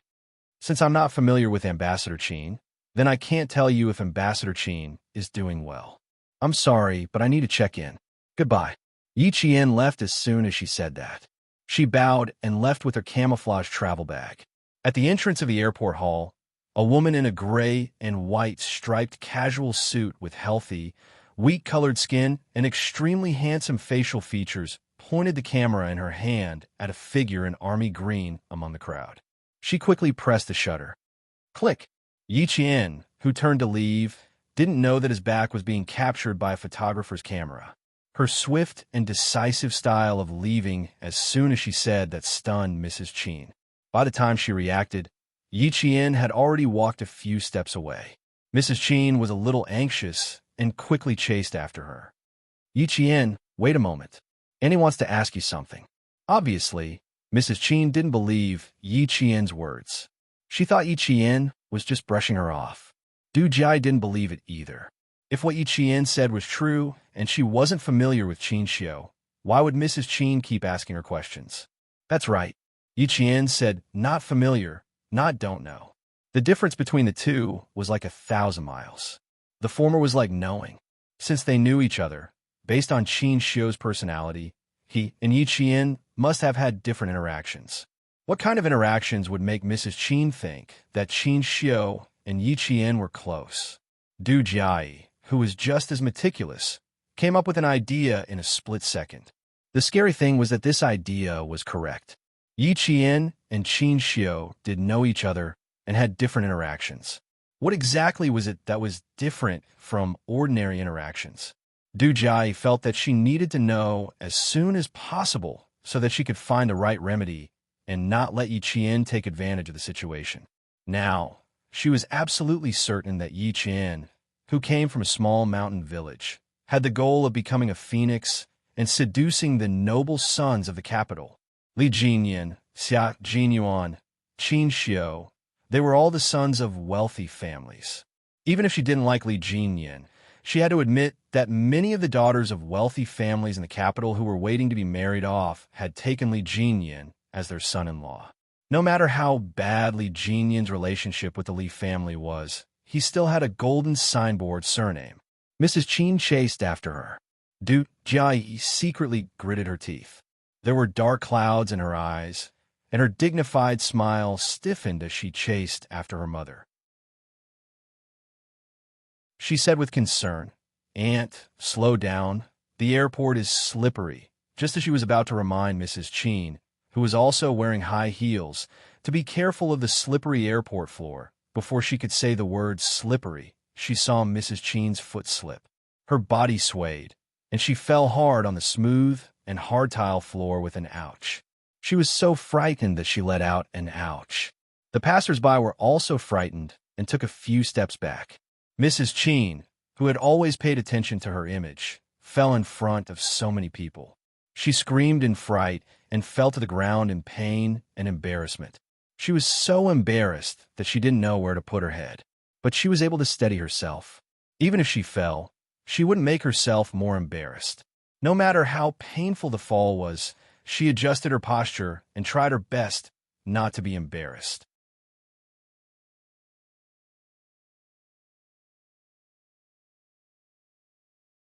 Chapter 4454. Du Jia was the one who was truly afraid of Mother Qin's fall.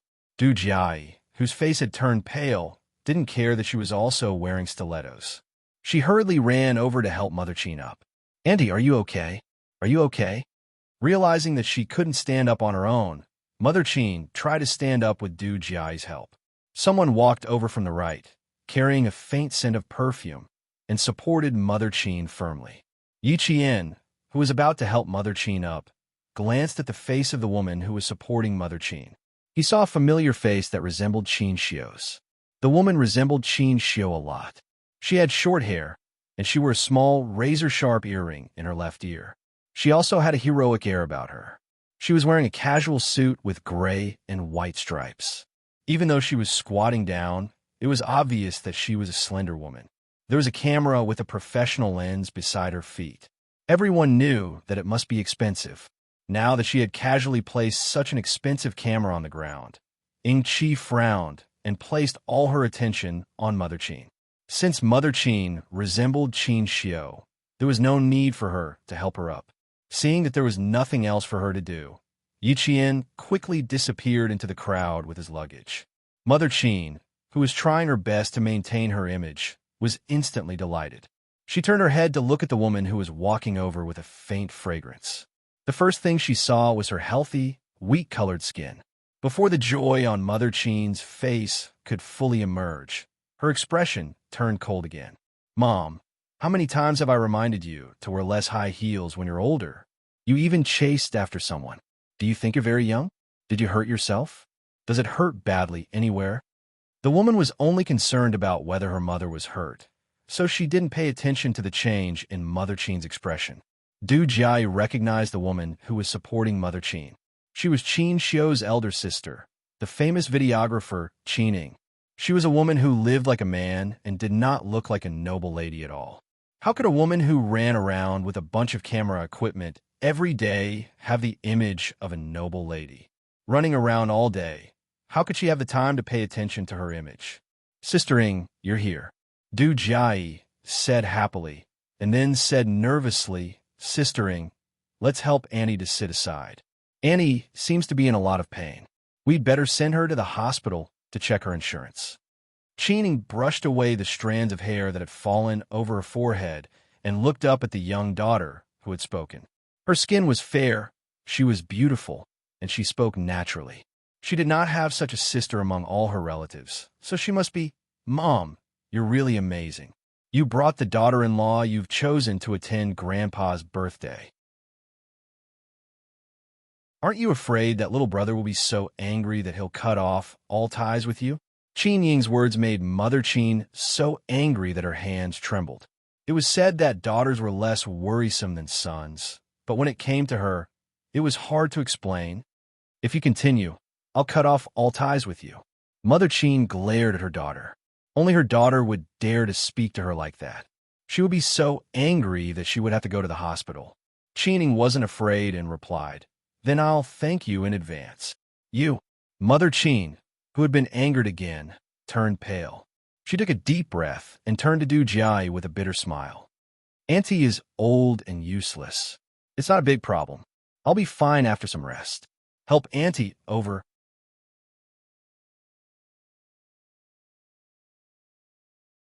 Chapter 4455. Mother Chin, who refused to communicate with her biological daughter, looked up as she spoke. Mother Chin swallowed her unfinished words. There was no need to help her over. The person she was looking for had already disappeared. This meant that when she fell, Yi Qian didn't turn around to look at her. Really, Mother Chin closed her eyes and held her aching waist with one hand. She sighed and said, Help Annie over there, and then call to ask if you got the luggage. Du Jia was a little embarrassed. She knew that Mother Chin didn't get along with her daughter, Qin Ning, but she didn't expect it to be to this extent. Mother Chin even said things like cutting off all ties in front of her. After the awkwardness, Du Jia felt a burst of joy. Could she assume that Aunt Chin didn't treat her as an outsider anymore? Qin Ning really wanted to wash her hands of this matter. With her mother's bad temper, only she thought that she had a good temper. She didn't say anything. She picked up the camera with one hand and helped Mother Chin up with the other. Today, she had really embarrassed herself. She had never been in such a sorry state before. Yi Qian, just now, she was thinking that if her son really liked her, she would try to look at her character without considering her family background. If she was a good girl, she would secretly check her out and agree on the account that her son liked her. Although her family background wasn't good, she was still a military school student. When the time came, the Qin family would support her well. She could still make a name for herself. Now, she didn't have any ideas. Good character? There was no need to look at her character in detail anymore. After today's incident, Yi Qian wasn't in her future daughter-in-law's consideration at all. Qin Ning looked around with the camera on her shoulder. She didn't find anything, so she said to her future daughter-in-law, Help me take this lady to rest. What's your phone number? I'll drive the car over. Help her out to get in the car. I'm sorry to trouble you. Lady was completely derogatory. It's no trouble at all. It's what I should do. Du Jia smiled and replied. She knew that Qin Ing and Mother Chin had a bad relationship, but she also knew that Qin Ing and Qin Xiu were very close. She didn't just need Mother Chin's approval. She needed the approval of the entire Qin family. On this trip to the southern province, Qin Ing was one of the targets she needed to attack. Qin Ing sized up the young woman who had completely grown up to be her mother's ideal daughter. She smiled politely and helped Mother Chin sit down. Take a rest now. If you have anything to say, we can talk in the car. Mother Chin hummed softly in response. Du Jia smiled apologetically at Qin Ing and explained considerately, Sister Ing, Annie encountered something just now and might not be in a good mood. Don't worry. May I ask, who are you? Faced with Du Jiai's considerate explanation, Qining had a huge question in her heart. However, due to her upbringing and the fact that she was taking care of Mother Qin, Qining didn't ask and just smiled. She was more like a biological daughter than her own daughter. No wonder the Empress liked her so much. What was the use of Nyang being happy? The main thing was that her younger brother liked her. Unfortunately, she could represent her younger brother, Qin Xiu, to tell this girl, "Girl, stop dreaming. You're too weak to stand up to the wind. Qin Xiu doesn't like you." What kind of girl did Qin Xiu like? She had taken a photo 5 minutes ago. It was the girl who was being chased by her Nyang. She was the type that Qin Xiu liked. He liked her very, very much. Since the girl in front of her considered herself to be her daughter-in-law, Qining felt that she shouldn't ruin her beautiful dream with her kindness and magnanimity. Thus, she didn't want to confess on behalf of her younger brother, Qin Xiu.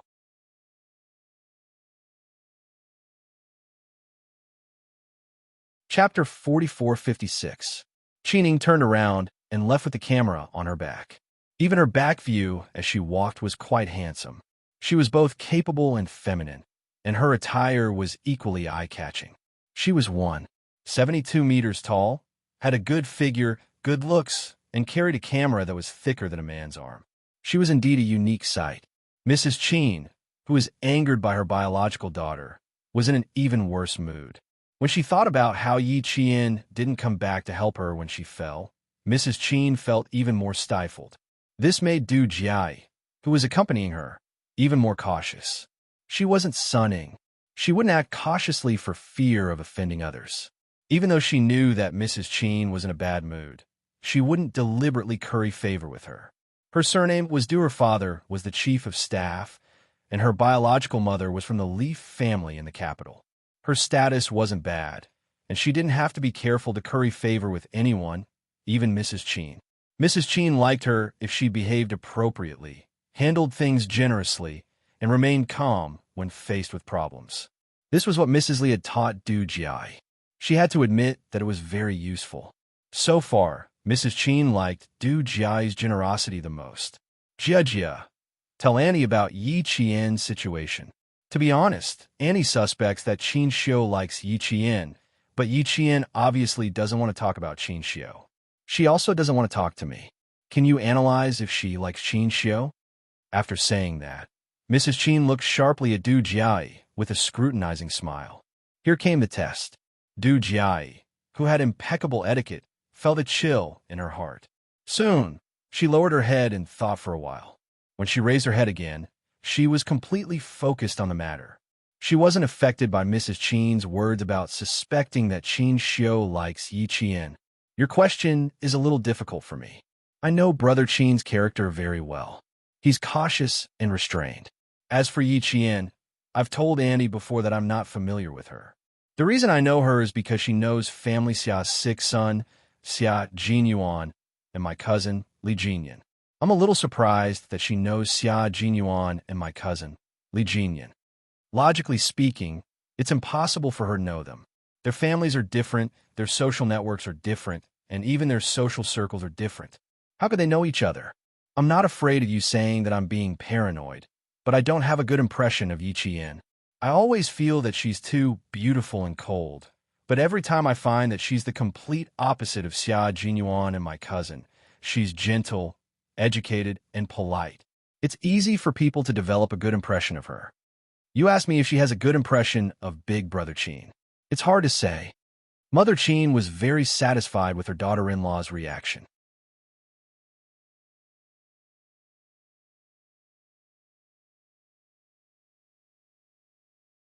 Chapter 4457. Mrs. Qin had a stable position in the Qin family. She was able to make the picky old Madame Qin choose her as her daughter-in-law. Her methods and strategies were extraordinary. She had lost her first impression of Yi Jian because of her family background. She looked down on Yi Jian's family background, but it didn't mean that she was blind.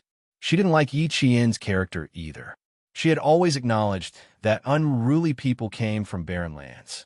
Therefore, Yi Qian's actions could be attributed to her low background and her inability to be generous.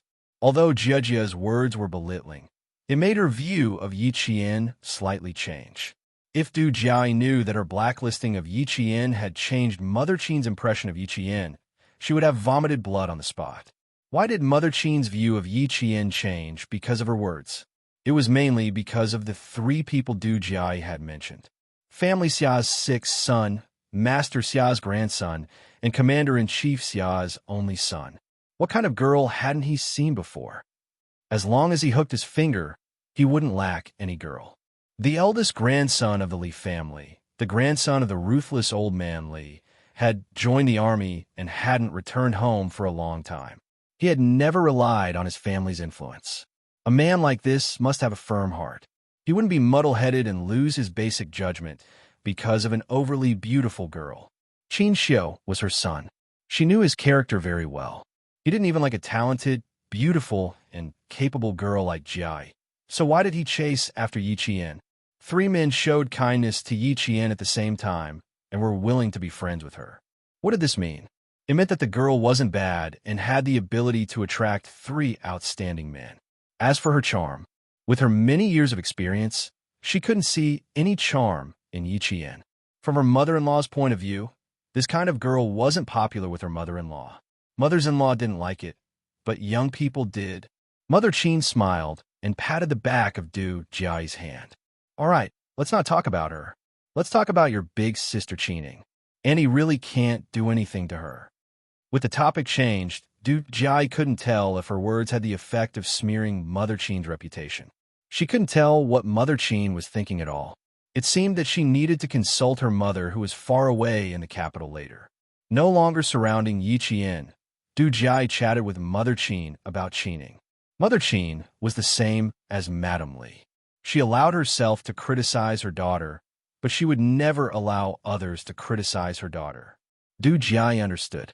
Even if Mother Qin said that Qining had not heard of her, she would still say that Qining was not bad. Therefore, when Qining saw Du Jiai's mother getting into the car, she couldn't help but take a few more glances at her future daughter-in-law. She said, "You're very pretty. I'll give you more shots the day after tomorrow." Qining, Jiai is a guest. Mother Qin's smile disappeared as soon as her biological daughter spoke. Focus on driving. If you say any more, I'll immediately get out of the car with Jiai. Fine. If she didn't want to say anything, then so be it. Qining shrugged, indicating that she didn't care. Her Highness was indeed Her Highness. She was spoiled and domineering. As her daughter, she would give in if she could, but if she really couldn't, her sister would carry the cannon and continue to fly far away to find the man she liked. Qining liked a man and had a photo of this man. Based on the photo, she searched for 5 whole years, but to no avail. She set a goal for the 5 years. If she couldn't find this man within 5 years, she would give up. 5 years passed as scheduled. She thought about it and changed the 5 years to 10 years. If she couldn't find this man within 10 years, she would give up.